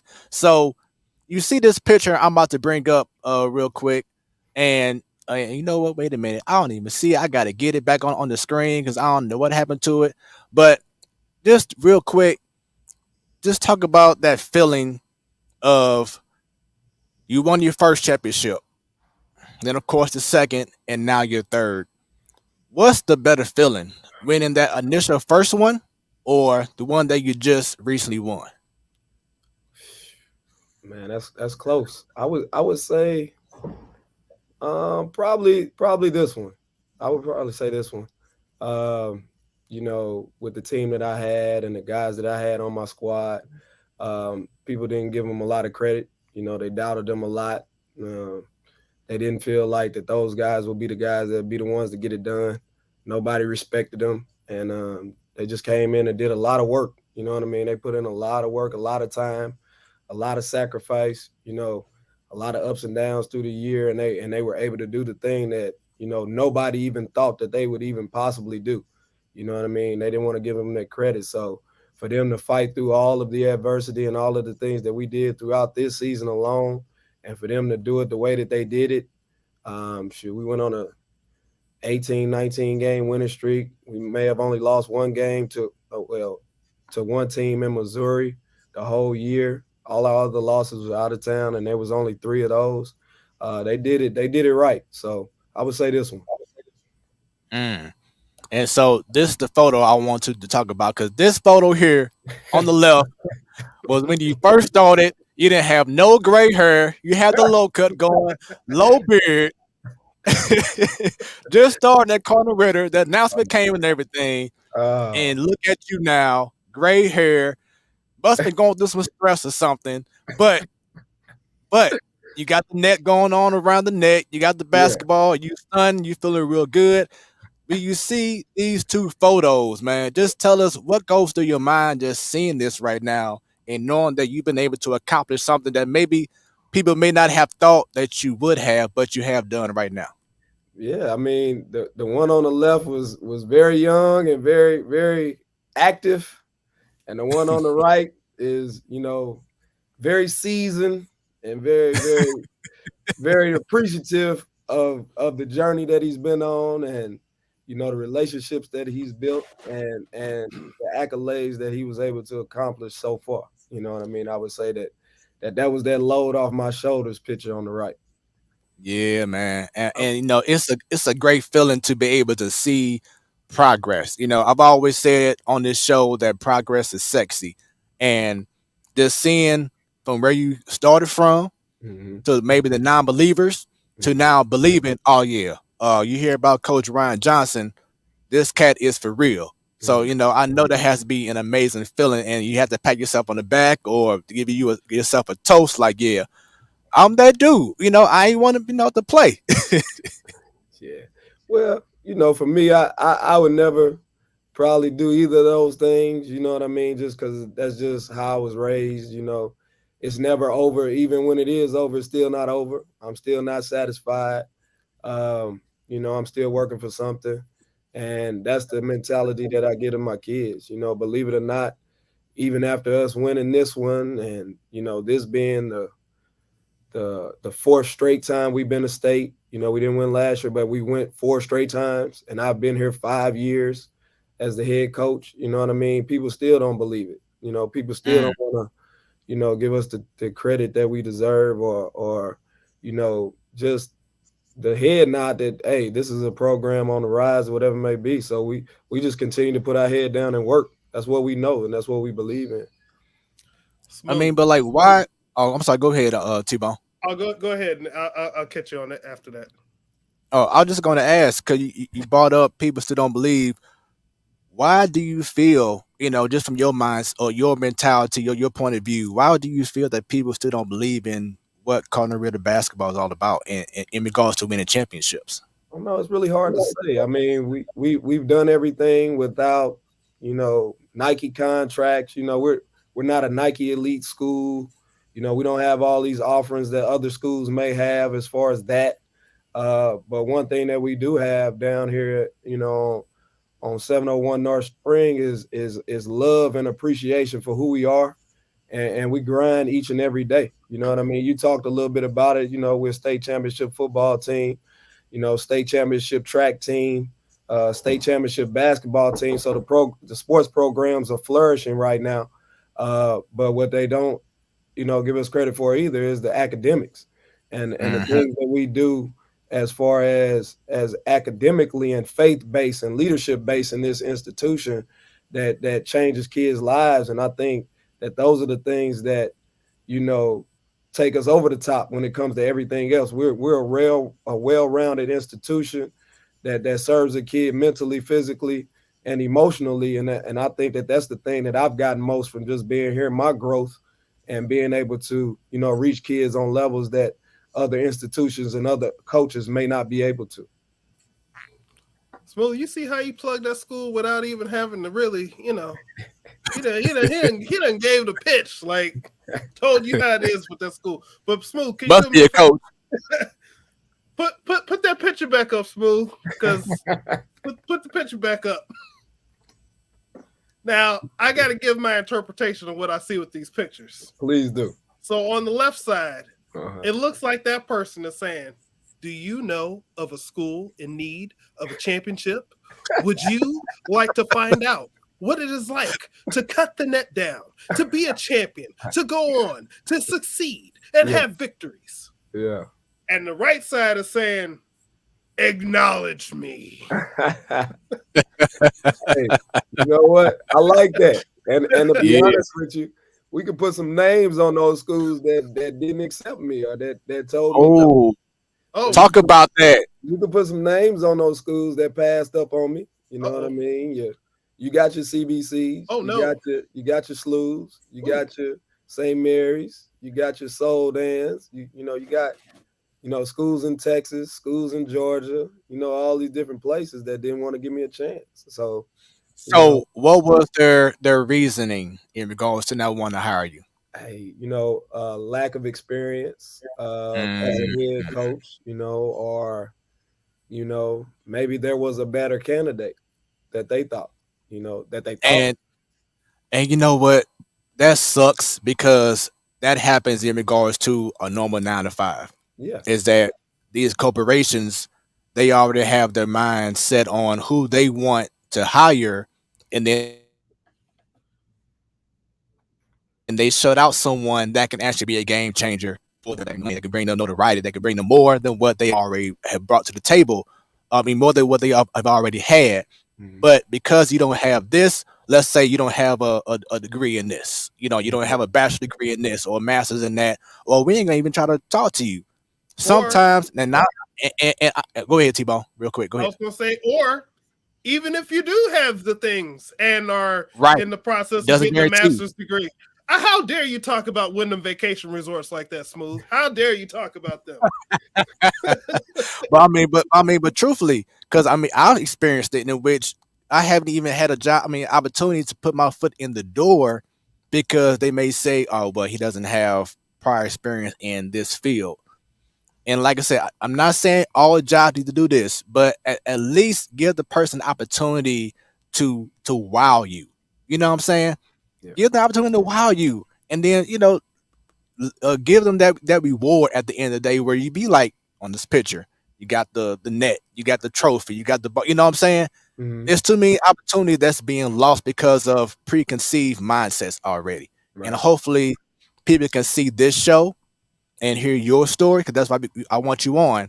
So people who are on the path of being a head coach or already a head coach, that they can see your story and be like, you know what, well, maybe this CBC job at the time, this wasn't meant for me. Maybe this SLU job or this Georgia job wasn't meant for me. Someone else is right there for the picking, and I'm going to own it. And I'm going to have everybody else saying, back then they didn't want me. You know what I'm saying? So, just salute to you for not giving up, because especially nowadays in life, this generation, if you get told no, you might go crazy. Yeah. You know what I'm saying? Just think about relationships. If a girl told a guy no, what you see on the news nowadays, you know what I'm saying? Harassment or beating up this person, or shooting this person and doing this. We need more people like yourself to be able to go out there to the forefront and say rejection is okay, because there's something better out there for you. No, for sure. And I think even for me, that's a speech that I gave at the Final Four this year, the game before the state championship, was that, I talked to them about my journey and all of the times that somebody told me no. You know what I mean? And that doesn't define you. That doesn't define who you are. That doesn't mean that your story is over. And it just, I want them to understand that I always tell my kids I never lied to you. You know what I mean? And I never told them a lie, never. And I've always been as honest as possible as I can, but just letting them know that just because you were told no, that does not define who you are, just basically what you're saying. And that at somehow, some point in some way, God will answer those prayers, and God will step to the forefront and carry you to where you need to be. And that's where we were that weekend. And for me to have that speech and have that conversation with them, like you say, everybody might not have a big name or, been recognized for whatever it may be, but somebody should be able to be given an opportunity to show their worth. You know what I mean? And I think for me, that's just, what I've been given an opportunity to, because I work so hard and I prepare so hard each and every day to show my worth, And I just pray that, you know, everybody sees exactly what it is. Man, that's awesome. So after you won a championship, you know, long season, I'm pretty sure leading into the season, you was doing summer stuff, you know, preparing for the fall and winter months and everything. So after you won that championship, what did you do like that following, maybe that following week? Did you take a vacation? Did you relax? Did you be like, yeah, I'm good for a minute before I go back to school? What did you do? Well, I mean, no vacation. Definitely not. No vacation. I did get to sleep a day. I slept for a day, and I went into work late for a couple of days. Other than that, got back to work. It's just really what it is. You know, I in the summer, I coach summer too. I coach for Mocan, Nike Elite basketball team.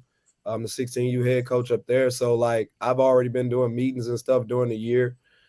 We've been doing all kind of things, you know, Zooms, all this stuff. So prepared to be in the summertime right now. So I went from my season right to a summer season. And really no vacation and none of that. Just, you know, keep sharpening my iron up and preparing to try to, you know, be the best coach I can be for any player that I meet. So pretty much no days off. No days off. And then this is the secret to success right now. You don't give the opponents a chance to catch up. You just keep going. That's right. And the reason why is because of outcomes like this. So you see this photo and seeing your players, some who may have won before or some who been first time. Yeah. So you see photos like this, man. How does it make you feel? Man, just proud, you know what I mean? Thankful, and just humbled that these kids, you know, gave themselves an opportunity, that they listened to us, that they believed in us. They believed in the message that we give them each and every day. You see, I'm standing right there. I'm in disbelief right there just because I knew it was coming. I prayed for it. I saw it. I prepared for it. And then to actually sit in it and to watch them celebrate in it is just an unreal feeling. And it just, you know, that's why I do it. That's why we do this. You know what I mean? To give kids opportunities to, you know, reach their goals and to see their dreams to come true. So put them in position to do that. And I'm sure on one of the previous shows that we had you on, I probably asked this question, but I don't want to ask it now because we have more followers who's tuned in, and we appreciate y'all for showing us love on the Platform Sports Talk Show. But what was it that got you into coaching? Kids, you know what I mean? Just wanting to, you know, I'm an athlete, so I play, you know, college football, college basketball, and everybody wants to be a pro. And, you know, the reality of it is everybody's not going to be a pro. It's a 1% chance of you being a pro. So how can I impact, you know, others' lives and do something that I love to do? And I was able to find an avenue to do that, you know what I mean, with coaching. And, you know, which coaching is teaching, and teaching is coaching, and it goes hand in hand. So to be able to impact people's lives and how blessed I was to play at a high level in college and, you know, train NBA players and do all these things and see professional arenas and all different types of things that come with it. I just wanted to give, you know, others the blueprint from where I'm from St. Louis, to see, you know, what that looks like, or kids that I touch in Kansas City, or, you know, kids that any kid that I can encounter, just give them that blueprint to know that, you know, you can be successful at anything. It doesn't have to stop at that. It doesn't have to stop with, you know, bouncing the ball or whatever it may be, but you can still be around a ball. You know, you can still coach ball, and you can still be just as successful as, you know, the guys that you watch on TV. Maybe I'll be one of those men that they see on TV later. You know, I don't know.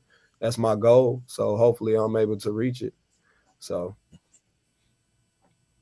And then also realizing that not only are you the head coach of those boys that you have, but you're pretty much like a father figure. How much does that mean to you, being a father figure to those guys, to those boys? Everything. It means everything. You know what I mean? Some of them come and they don't have their dad. Some of them come and they do have their dad. Some of them come, they just, you know, whatever, two family, whatever, it doesn't matter. my spiel is when I have a conversation with any parent is that's our son. You know what I mean? I'm not their friend. I'm not their buddy. We're not going to hang out or anything like that, but I'm going to treat them just like I would treat my own son.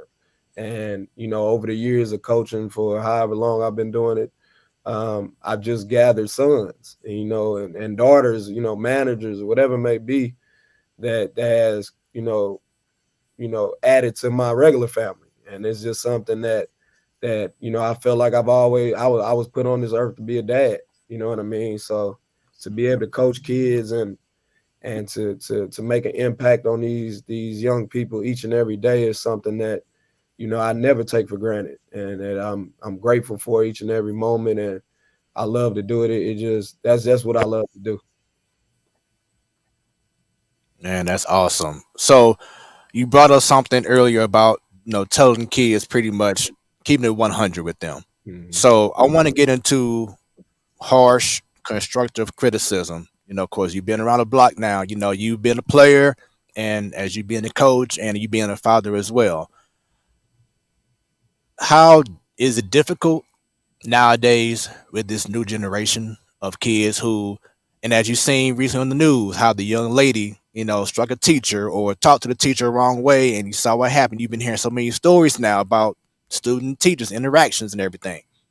But as you being the head coach, do you find a balance that you have to do in regards to providing constructive or harsh criticism to a player? Maybe they say, you know what, I was the man back at my old spot, old school, middle school, whatever it was. Now I come here, I ain't getting this time, or I ain't getting, whatever. I'm not being put in this position. Do you feel like it's hard to give them criticism nowadays? Well, I wouldn't say it's hard. I would say you have to have growth in that area. That's something that as adults, they don't use that word often of growth. And we don't know it all, and that's something that we have to continue to learn ourselves. And that's the conversation that you have with these people, with the kids and your players and parents as well. Is I don't find it hard. I think every conversation has to happen, and the fact that the honesty inside of those conversations are everything.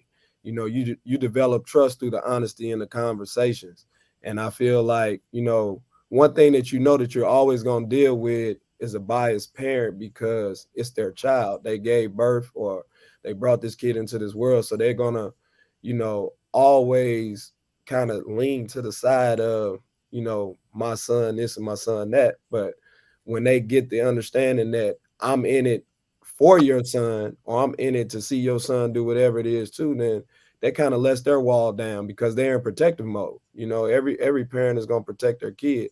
But once they realize that, me as the adult has the best interest in mind for your child, and I'm not out here using your kid to gain anything from them or whatever it may be, other than to, help them be the best male or woman that they can be in their real life.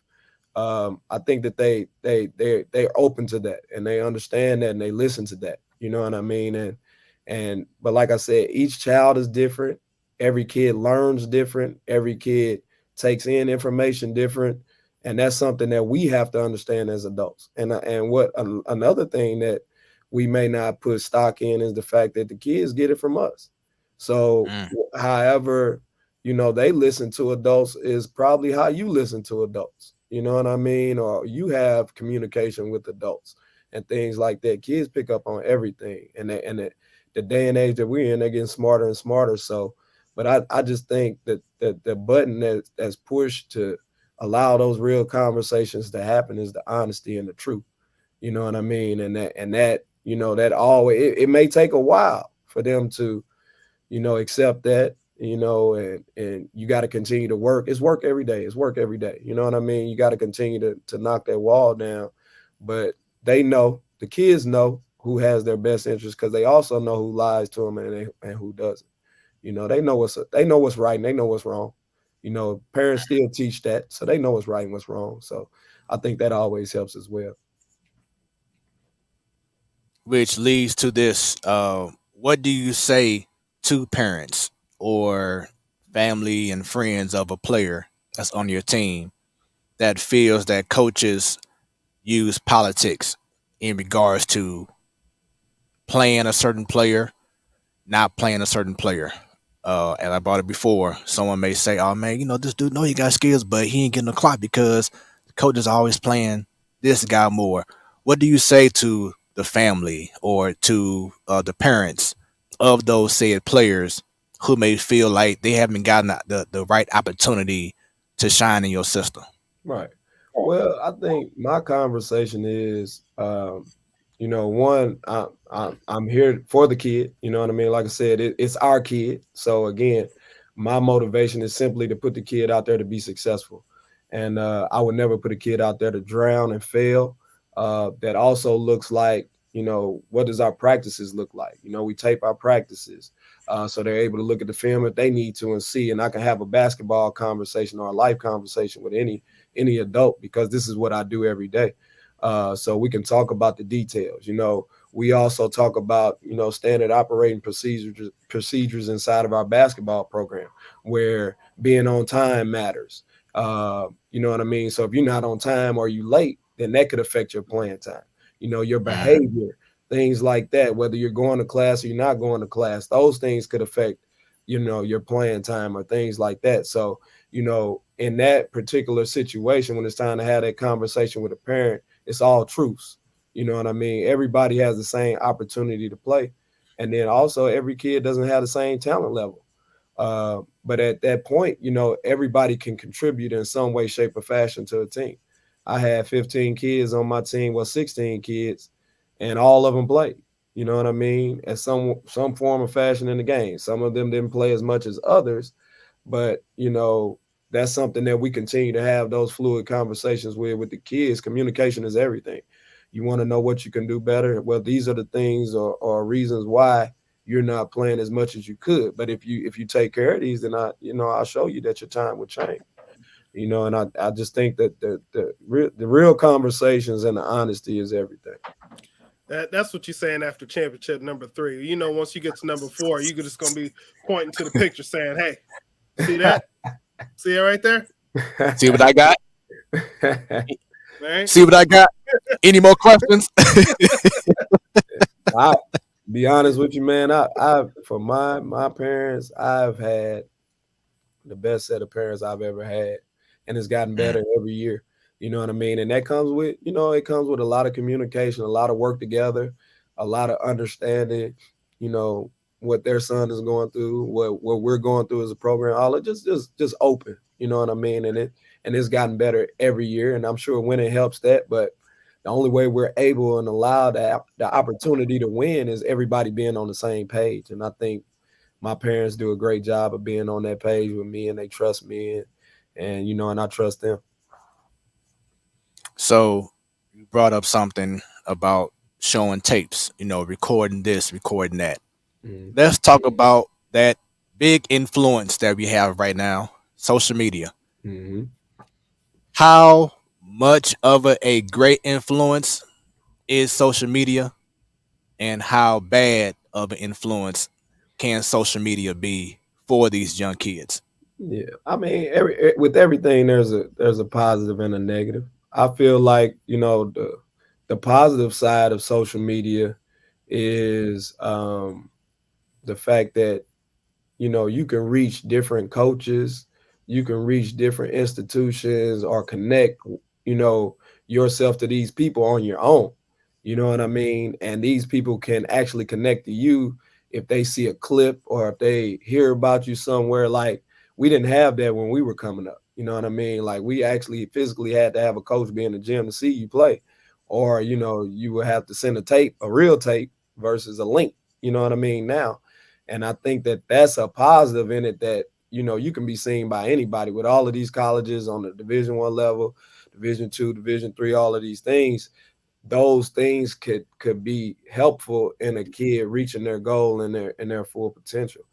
But at the same time, some negatives in it is somebody can get to you that don't like you. They could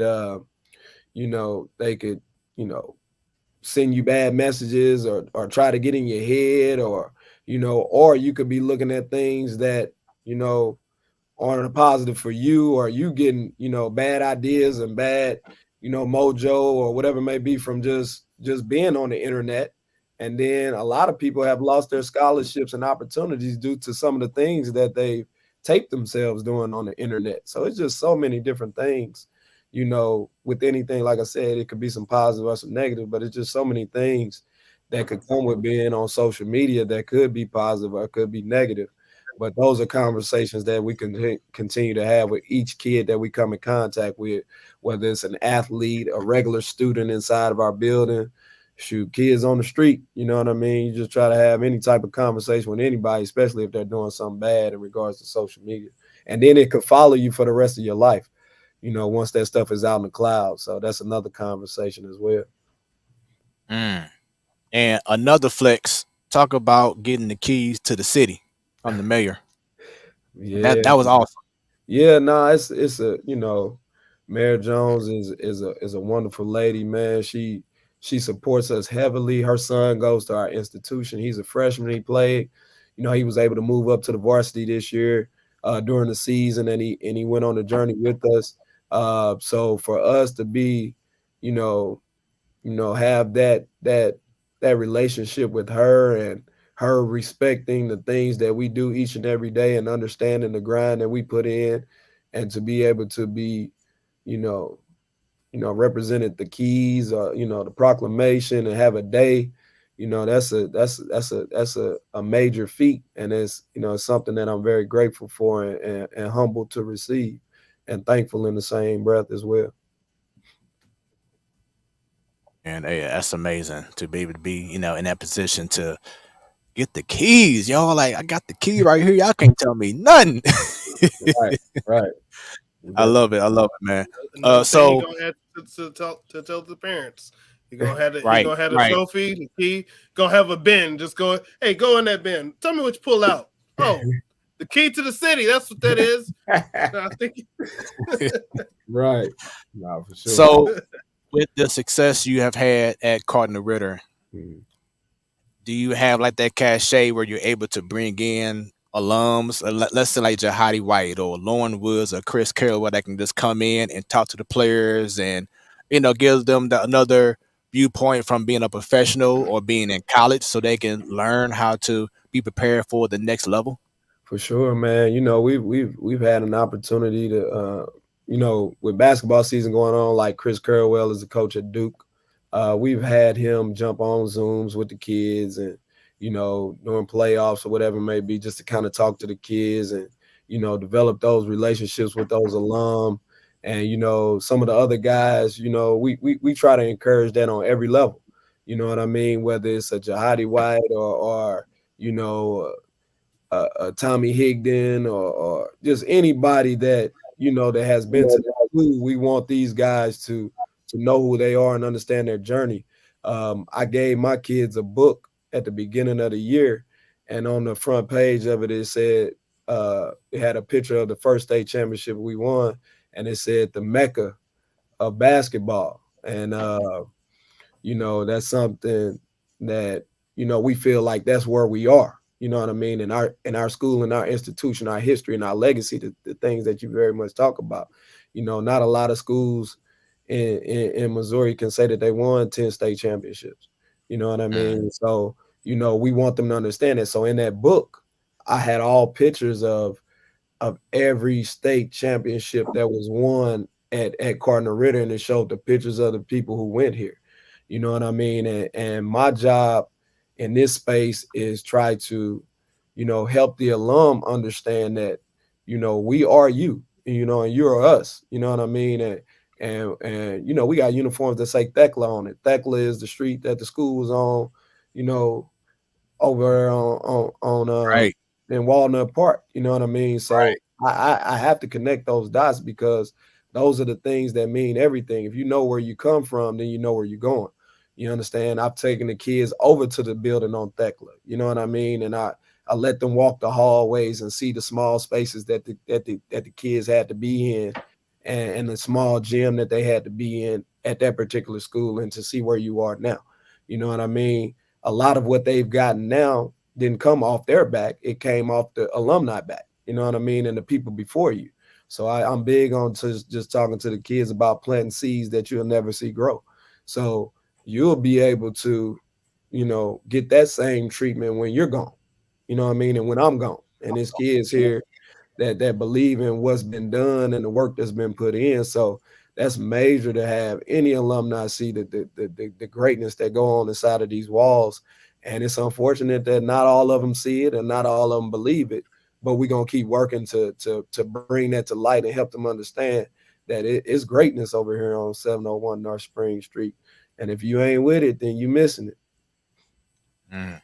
Missing out on your blessing. Once again, this is the Platform Sports Talk Show. I am your boy Smooth.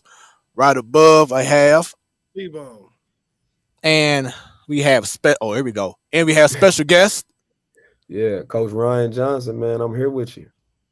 There he is. See, no practice was needed. He was ready. You know, he is officially a friend of the show. Once again, for those watching, thank you very much. Get them shares going. Like us on Facebook, on Twitter, on YouTube, on Instagram, all that good stuff. We have been doing this thing for 6 years consistently every Wednesday, y'all. So it ain't gonna stop, and we're gonna continue on with this wonderful interview. So you brought up earlier just a little bit about the track team and football team. Let's talk about just seeing the success from Coach Tiffany Spain in track to Coach Brendan Spain in football, and just everything that Cardinal Ritter College Prep has been doing for Missouri over the last couple of years. For sure. I mean, it's just it's a thing, man, that I've, you know, a lot of people say that it's easy or it's been done or it's easy to do it in the sports of basketball, track, and football. Well, let them see them do it in baseball and soccer. And when you win a state championship, nothing is easy.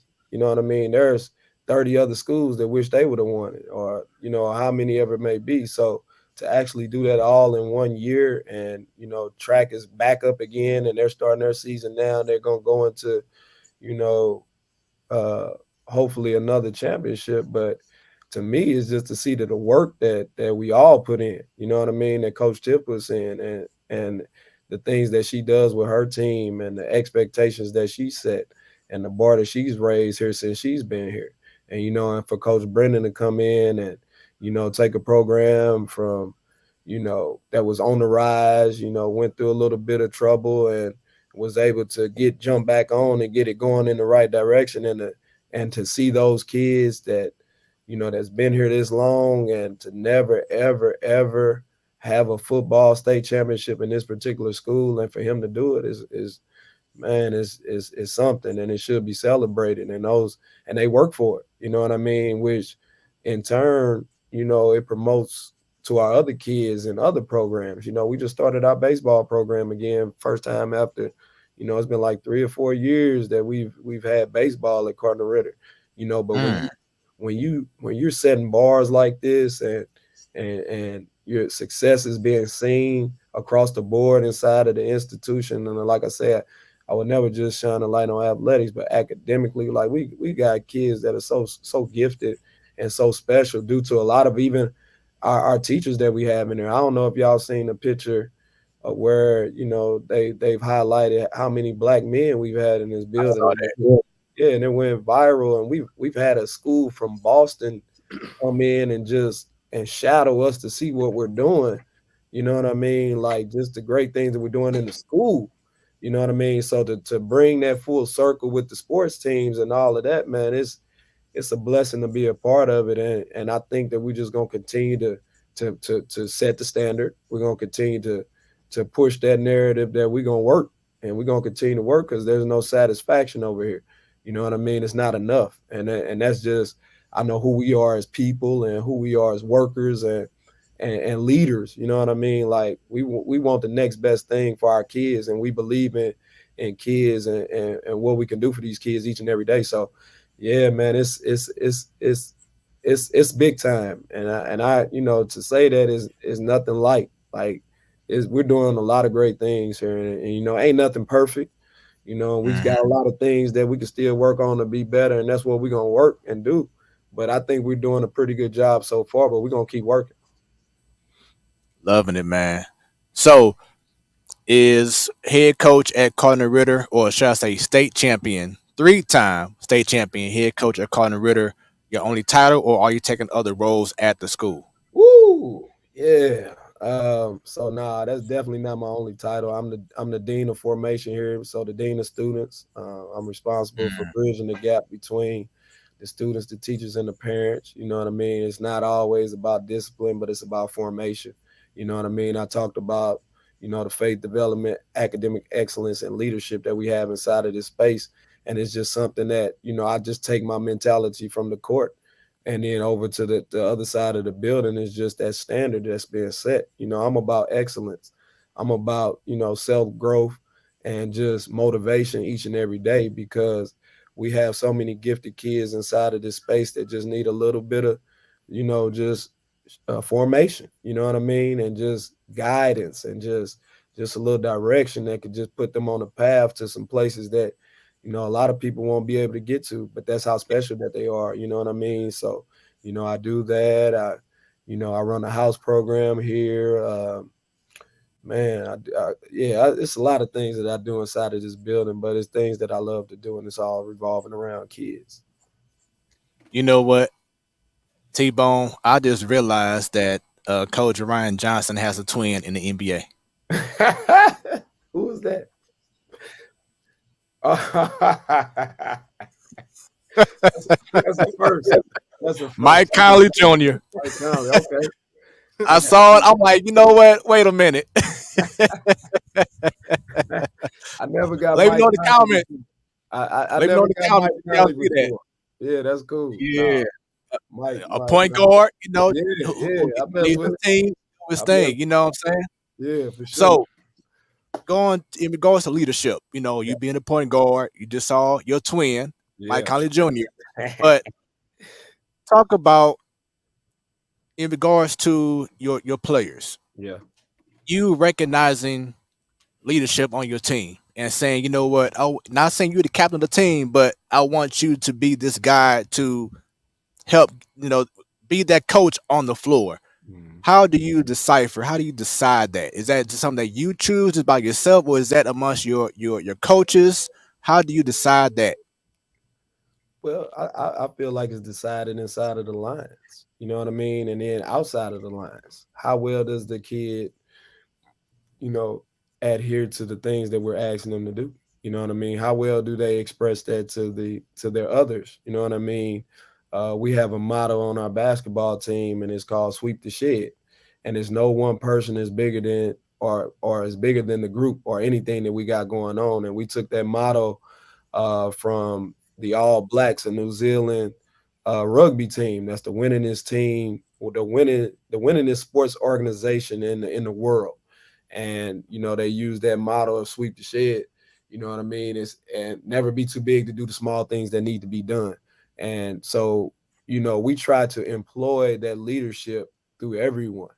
Everyone leads different, everyone learns different, but somebody has some form of leadership inside of themselves that they could bring to the table, whether it's in a moment or whether it's in a week's worth of things or a season worth of things. You know what I mean? I allow them to decide what type of leader that they want to be, but I try to pull it out of each and every last one of them, because, the kids are only who we allow them to be. You know what I mean? If we continue to pull and tug and set that bar higher and higher, then they stretch and they grow.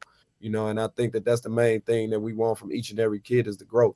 So that leadership piece is something that, we work at each and every day. You know what I mean? And it's to the point to where, like I said, even the other kids in the school see how hard the basketball team is working and all that. And they make jokes and say the kids are scared of me. And I said, no, they respect me. You know what I mean? They respect what's asked of them. You know what I mean? And they understand that the bar is high, and they get it. And like I said, we try to translate that to the other side of the school as well, with me being a dean. So that leadership is important, man. That's one of the three things that we stand on in this institution, and we believe in it heavily. So I have been following a lot of the games this season with Cardinal Ritter, Mm, and I seen your schedule was pretty daunting. yeah. When will you say was that moment that you realized that this team could be special and go possibly all the way? I would say it was our first tournament. We had the task of playing a nationally. It was a national tournament that had nationally ranked teams, McDonald's All Americans in it, and just it was. We were slated to be in a. It was two parts to the tournament. It was the national tournament, and then it was the regular tournament. So I was called and asked if we would take team's position because they couldn't make it and play in the national tournament. So I brought my kids in and I asked them, I said, would you guys be interested in playing in the national tournament or, the regular tournament? And I explained what it looked like. And they said they wanted to play in the national tournament. Now, mind you, my kids starting the season, only one kid had, maybe two kids had an exceptional amount of time on the floor in regards to the play the year before. So, but the class that I had was a pretty talented class of kids, and I knew that it's their time. So, and like you said, I my schedule is always hard. It's gonna always be hard as long as I'm ever a coach because I feel like it's necessary to find out who you are. And we found out who we were in that first tournament. We played, Juliet West with a McDonald's All American on it, and we had an opportunity to win the game in regulation, and we missed a shot, and we ended up losing to them in overtime by 2. So I'm like, okay, wasn't expecting it, and I didn't expect them to play as well as they did, but I knew it was there. So I'm like, okay. So then the next game we played another, ranked team in the country from Georgia, and they kind of beat us a little bit. You know what I mean? They beat us by about 9 or whatever it may be, but we were still there. We still had an opportunity to win. And then we played another nationally ranked team from Chicago, Ritter, that had, 2 All-Americans and 3 of the top Illinois players in the country, and they 7 feet and 6'11" and 6'7", and they were juniors. You know what I mean? Juniors, young kids. You know what I mean? And we beat them. You know what I mean? And then we turned around and beat the team from Houston. You know what I mean? So it was like, okay, you know what I mean? Yeah, like it's moving a little faster than I thought. You know what I mean? And they're retaining a lot of the stuff, but that's a tribute to the time that they put in and them actually, buying into what we want them to do. You know what I mean? We talk about all in buy-in all the time, and they just did it a little faster than I expected. But I knew then that, some people could be in trouble if we get this right. And that's kind of how it went. And you got them. So going back to fatherhood and just family, how hard has it been for you to balance coaching and everything that you're doing at Cardinal Ritter and then being a father, being a husband? Yeah, it's a struggle every day. You know what I mean? And I don't say that lightly.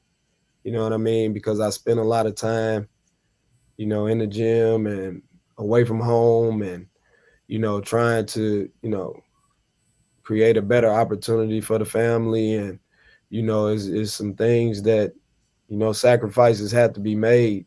And, it's times where, everybody in the house don't understand that. And I get it. You know what I mean? And it's like I said, it's a daunting task to have all of these things on my plate. But, God put me in this position for a reason. And, I just, try to communicate that as best as possible, do the best that I can and be where I can be when I can be there. But, it has put a lot of a strain on the family. But, my wife has done a great job at, taking care of the kids and, making sure that they have the things that they need when I'm not there. But, I try to do everything I can. And, our moms, help out tremendously daily for, things that we need for our kids. But, we try to, mend those bridges as best we can and do the best we can. But like I say, nothing's perfect. And, like I said, it could be better. And, and that's the work that has to be put in. So that's kind of how that go. That's awesome. And a topic that T-Bone and I have had plenty of times over the last couple of years because it's really have made a huge shift in not just college basketball or college sports, but in high school, NIL and transfer portal. Right. With you now seeing how things have been going over the last couple of years, I've been hearing a lot of stories about how the transfer portal is making it harder for incoming freshmen to find their school because of so many things changing every season. From your point of view, your experience in meeting with college coaches and seeing how the transfer portal has been going on, what has been your overall thoughts? Man, it's a tough animal. Shoot, right now I probably spend more time talking to coaches about kids that's graduated from my school that are in the portal than about the kids that's, getting ready to be the seniors, and and that's just, the nature of, and that's kind of the conversation that we have with these kids, that's in high school. Like, you have no room for error. Like, you have to be, prepared. You have to understand the task that's in front of you, and you can't, lose yourself in that and be selfish in the fact of, what you have to do to get better, and I think that's the constant conversation that we have with the kids that are here, you know what I mean? Because these coaches want older players, and they want to win now. I heard somebody say that, Coach Gates at Mizzou probably wouldn't have won as many games as he did this year if he didn't have the portal.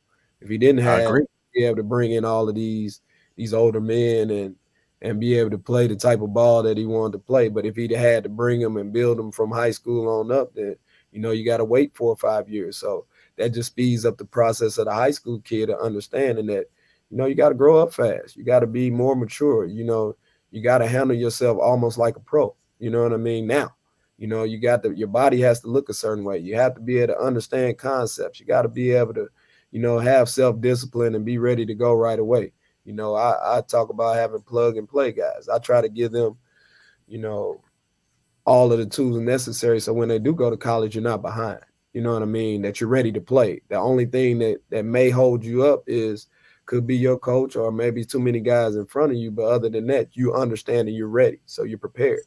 But that portal, man, I got 4 kids in there, 4 kids in it right now that went to Ritter that are moving to different destinations. And it's just, constant conversations each and every day, new relationships being built. Then you find out that too, like with the portal, that they can only do it twice. So once you do it once and you do it again, then you can't do it no more unless you get a waiver.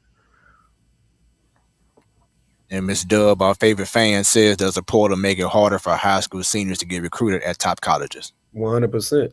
Unless you're an elite, a guy that can check the boxes. I jump like LeBron. I shoot like Steph. I got handles like Kyrie. And you got a following. And you talked about the NIL.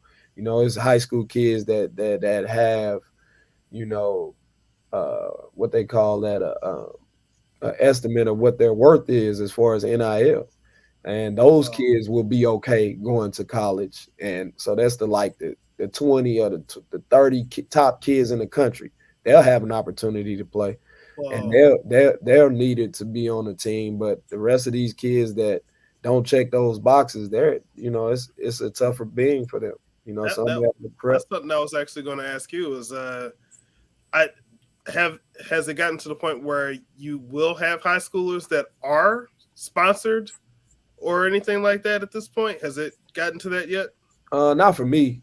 You know what I mean? We're we don't have that type of athlete that separates themselves physically. We don't have a 7-footer or a person that, we just don't have that. A top whatever kid. But what we have here is a family and a group of kids that it's almost like a transformer. When they come together, they can beat all of those kids. You know what I mean? And that's how I feel. When they're pieced together and created as that team that we have, then I could put them up against anybody and think that we got a chance. So, but those are the same kids that when you put them on college teams and you send them to college institutions, then they're going to be staples because, they're ready to take that long haul versus the guy that wants to come there and leave after a year or the guy that you know do 1 and 2 years and done. You know what I mean? I'm building ready-made guys that can go and get their degree and you know and play at a high level. So that's what we talk about a lot. Oh, but you know, when I'm talking about sponsored players, it's not even necessarily about the skill level or that type of thing. It's also the marketability that goes with it too. And based on the things that you're doing there, you might actually be the cause of them being more in the spotlight because of the program that you're building and stuff there. So, you know, even at a national level, you might not see that, but I can imagine 5 or 6 years from now, Weber Chevrolet is going to be knocking at your door saying, "Hey, we'd like to talk to you about some of your players." Yeah, no, I would anything that I can do to allow these kids to, you know, have an opportunity like that because that's what it allows, then I want to do it. I want them to be able to see all of that. I want them to be able to do all of it, you know what I mean, and experience it because it can only make them better. So, you know, next year we'll have a national schedule. We'll go to Massachusetts, Utah, Dallas, maybe Florida, you know, playing all of these different tournaments. But like I said, just kind of what you said, my job is to provide them an opportunity to be seen or to be showcased in a light that they may not be able to have if it wasn't for us. And so that's the job that I play for my kids. What can I use? How can I use my resources and the connections that I've gotten and I've met and I've done to help promote them and allow them to be able to get an opportunity? And that I think that's what a lot of coaches should be, you know, standing out there to do. You know what I mean? Because again, it's never about me and what I need, but it's always about the kids first. How long has it taken your kids? I know some who have already been on your team a couple years or whatever, but for those like the first time they're on your team and they realize, oh, I'm about to be on ESPN, or I'm going to Massachusetts, or I'm going, having all these trips. How do they take it? And then do they feel themselves being intimidated because they're being put in those situations? And if so, how fast have you seen them grow out of that intimidation and be like, yeah, okay, now I belong and let's go. I'm ready. Yeah, I wouldn't say that they would be intimidated. We all can get nervous being on a different stage, you know what I mean, for the first time. But how well do you acclimate it? How well do you adjust? And I feel like, you know, we have conversations. I use the analogy, you know, you're standing on a 2x4, right? A 7-foot 2x4, whatever it may be, and it's on the ground, and you walking along that ground. You know what I mean? On that 2x4, can you walk without falling on the ground? You say, yeah. So if I raise that 2x4 up in the sky, would you be able to do the same thing and walk across? You may say no, but the only thing that changes is the environment. It's the same walk. You know what I mean? So you should be able to do it. So I put a lot into the preparation for them to be able to understand that if I get out here, these are the things that I need to do to be successful. If I hit these points, if I do these things that coach is asking me to do, then I'll be successful no matter what. I don't have to think about not being successful because it's in my DNA to be successful. You know what I mean? It's already there. So I would think just the point of getting over the stage, the environment changing. You know what I mean? Just getting over the environment changing and them being acclimated is the key to that. And that's stuff that I feel like I can control for the most part until I can't. So clearly somebody's trying to tell me something, because that is the second time today that I have heard that analogy with the 2x4 being brought up. Because I was listening to a podcast earlier where they were recapping the April LSAT, and they were talking. Somebody made that analogy there, and I said, "Huh," because they were talking about when you take the practice tests, it's like it'd be like if you have a 2x4, and they brought up what's his face, Coach Saban. They brought up as a Coach Saban quote, and he was like, if the 2x4 is on the floor and we had all the players walk across, they do it just fine. But if we put it on top of a large building, that then the added pressure is there. And talking about making the analogy with the test. Now you done brought it up. I'm gonna write that one down. Clearly that one was for me today. Hey, I love it. Nah, for sure. But that's what it's all about right there.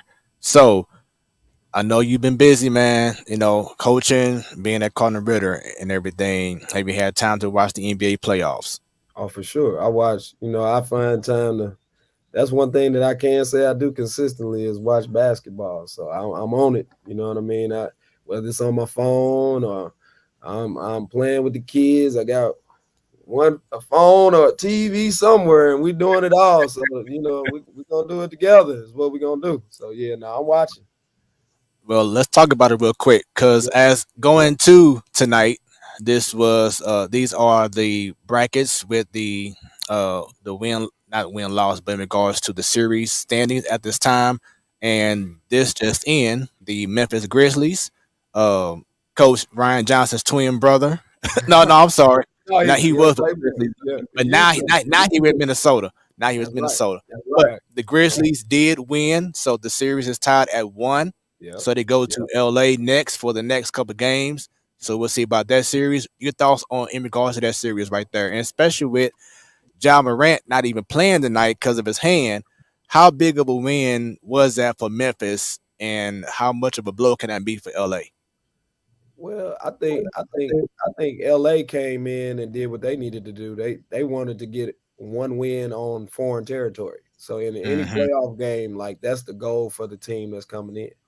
Can we get a win in foreign territory? Because now the series it flips when you go back home. So when you go back home, everybody is considered or you want to be able to be the team that has the advantage at the crib. So if you're able to get your wins at the crib and get one on the road, then you're ahead.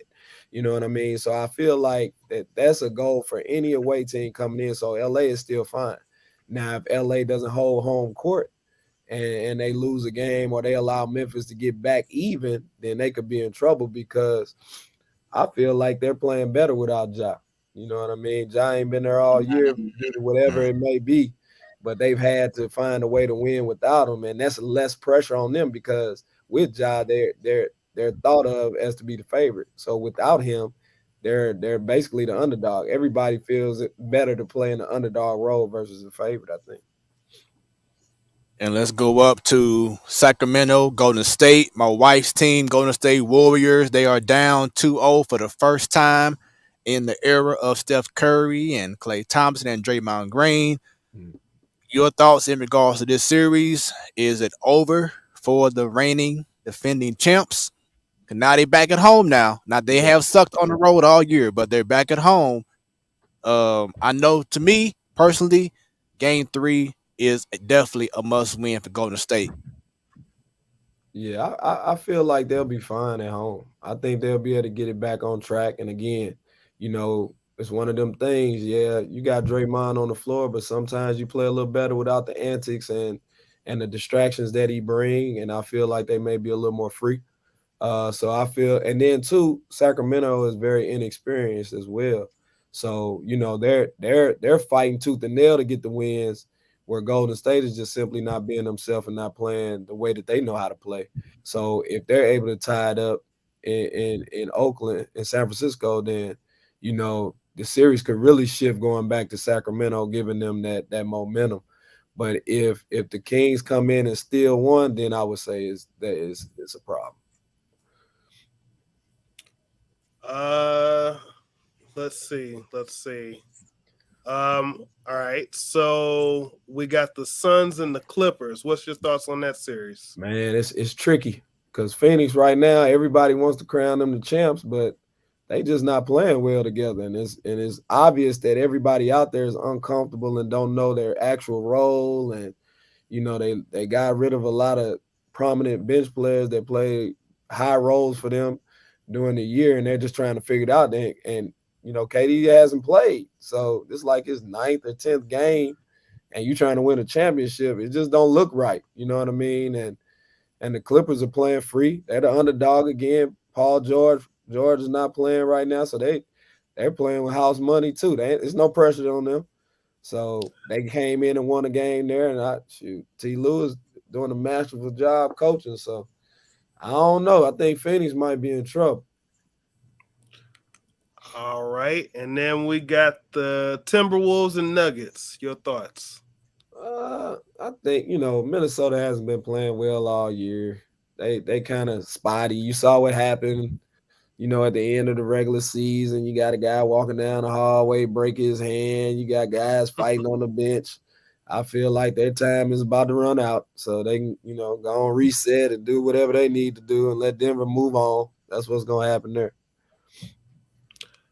Okay, so let's go on over to the East real quick, and we'll go through these. So we got the Bucks and the Heat. What's going on there? Well, I'm not a believer in Milwaukee. You know what I mean? Really? No, I'm not. Their coach, he just can't get it done. You know what I mean? He just, when it's pressure and it's time to get over that hump, like he won one. Don't get it, But we all feel like they probably should have won more than one with Giannis. Everybody wants to call him the cheat code, but for some reason, they just can't. I don't know. It's a barrier between them and making it, easy like it should be, because the Heat, they were in the play-in game and you lost the first game. You know what I mean? Like, Well, to me, in which the reason why they lost game one is because of injuries. Giannis was out game one after a couple of minutes, and then last year, Chris Middleton got hurt, so that affected the whole team. So their biggest thing has been injuries. If they fully healthy, which is a big then they definitely are a threat. But they have to be healthy, because if not, because like you said, the whole Transformers thing that you brought up, certain guys fit certain pieces, and if you don't have that one guy there, like a Chris Middleton not playing every game, then that's going to hurt Giannis being as effective as he can be, because now you got to do everything and trying to take up for Chris Middleton and what he brought. If this guy's hurt, he got to try to do this. So that hurts them being a nice transformer and doing their thing. So to me, with the Bucks, if they are healthy, they're fine. They're solid. Well, I'll push back on that just a little bit, because I agree with what you're saying, but I push back just a little bit because they are yelling that Milwaukee is the deepest team. So you can't have that. You can't have that statement and say that they're the deepest team, because it's next man up if it's the deepest team. You know what I mean? That shouldn't matter if it's one or one person out here and there. But like you said, they've been dealing with injuries for the last 3 playoffs, so they should be a little bit more prepared to handle that. And with the deepest team, they should be okay. But we can move on. Cavaliers, Knicks series tied at 1, going back to New York. Thoughts on that series? It's the most entertaining series probably in the first round, because it's a roll of the dice. It's the 4th and the 5th seed. They're the most, evenly matched. The edge that the Cavs have, that the Knicks have, I feel like their star is a little better than the other, Donovan Mitchell. But if we go through his history, he ain't really done much in the playoffs either. You know what I mean? So he kind of, he's trying to find his way. He's not able to get over that hump either. So it's evenly matched. And Jalen Brunson got something to prove, and those Knicks guys got something to prove. They feel like they can beat the Cavs, and they did. So, you know what I mean? We'll see. Now these last 2 series, I ain't going to discuss it. They're going to be 4-0 sweeps. Yep. Philadelphia versus Brooklyn, and then Boston and the Hawks. I got both series being 4-0. So I'm not going to waste time on that series, because I'm just keep it real. Yeah. The Nets and the Hawks aren't going to win. Yeah, with that being said, who do you have going to the finals, and who do you have winning? Well, I'm a Celtics fan, and I'm a Celtics fan because my little cousin plays on the Celtics. So I have to go with the home team. So, and I'm a believer in him, and we talk pretty frequently. He's feeling good right now. His mind is clear. He says he's feeling great. I just, Sixers, they're not proven, and they prove that the Celtics are able to, beat them at all times, except for the last time that Jaylen Brown didn't play, but they still struggled to win that game. And Embiid had 50 something. So right. And of course, no player is going to say, I'm glad that we lost. But do you feel that the experience last season in the NBA Finals for Jason Tatum and the Celtics actually helped them for this season and this run? I feel like it, yeah, especially for him. You know what I mean? He put a lot of pressure on himself, and he felt bad that he wasn't able to perform in the light that he thought he should have and he could have. and we all know for him to be. So I think his perspective now is different. You know what I mean? I think his comfort level is different, and like with any person that moves on to the next level, we were just talking about it earlier about that environment. I went to a finals game this past year, and that environment is not the same as a regular game. And it's your first time being on that stage. How do you adjust? And I told him yesterday. I said, championships are all about adjustments. So how well will you adjust? And he was like, "You're right." You know what I mean? So we'll see. We shall see. Well, with that being said, man, this has been another incredible interview with you, man. I definitely appreciate you, and you win number 4. Come back again for the 4th time, and we'll talk some more great basketball. Before we let you go, any special shout outs? Now, I just want to say, first of all, thank y'all for having me, man. You, like I said, you do a wonderful job at this. Your show is entertaining. Your co-hosts are knowledgeable. Everybody's great. Fun to be on. I always want to, I think my teams are watching. I want to say thank you to them for watching. My family, thank you for all the sacrifices that they make each and every day for me to do what I do. It doesn't go unnoticed, and I'm grateful for that, and I'm very appreciative. And to my school and anybody that doesn't know Cardinal Ritter or need to know Cardinal Ritter or want to know about, we ain't hard to find. And we ain't hard to find. Come on, find out about us. It's a very, very, very, very great place to be. You know what I mean? And we're doing great things, and we're gonna continue to work and do great things each and every day because it's always about the kids. So that's it for me. Man, appreciate that. And T-Bone, another great show. 2 times now. Your boy Deion Sanders' line's been used. I know you excited about that. Prime time. Yeah. He can't stand prime time now. It's mountain time now, right? Now. That's all right. He can't stand prime time right now. But once again, this is your Wednesday night sports, like the platform sports talk show. Coach, if you don't mind, just stay on with us. We'll do a little after the show talk real quick. It won't be too long. But for everybody else, once again, this has been an incredible show. Shouts out to main course mode with the Cardinal Ritter Lion on there. So I hope y'all have enjoyed. Hey, go ahead and hit that like and subscribe button. There it is. Right. Click on that bell. You know what I'm saying? We see you. Okay. You see it. That's my barbershop right there. Yeah. There we go. Yeah, so for all those watching, once again, you can catch this show and the archives and all future shows by once again just going on Facebook, on Twitter, on YouTube. You can subscribe and click on that bell because anytime we go live, you will be notified. The show will be uploaded on Roku right after we are done. Of course, shouts out to Hot 365 Radio, where it is always hot. Catch us on twitch.tv/Hot365 Radio. Next week, you'll have the Man Cave.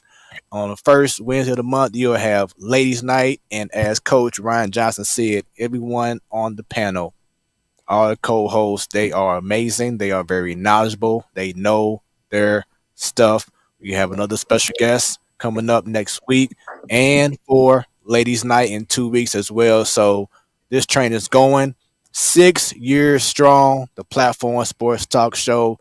We bringing nothing but the hits, nothing but the MFing hits. Y'all have a great rest of y'all evening. Good night from Smoooth, from T-Bone. Shouts out to Jobo. Shouts out to Sadal for holding things down. And once again, our special guest, Coach Ryan Johnson. This is the Platform Sports Talk Show. And I hope y'all have a great, and I mean great, rest of your week.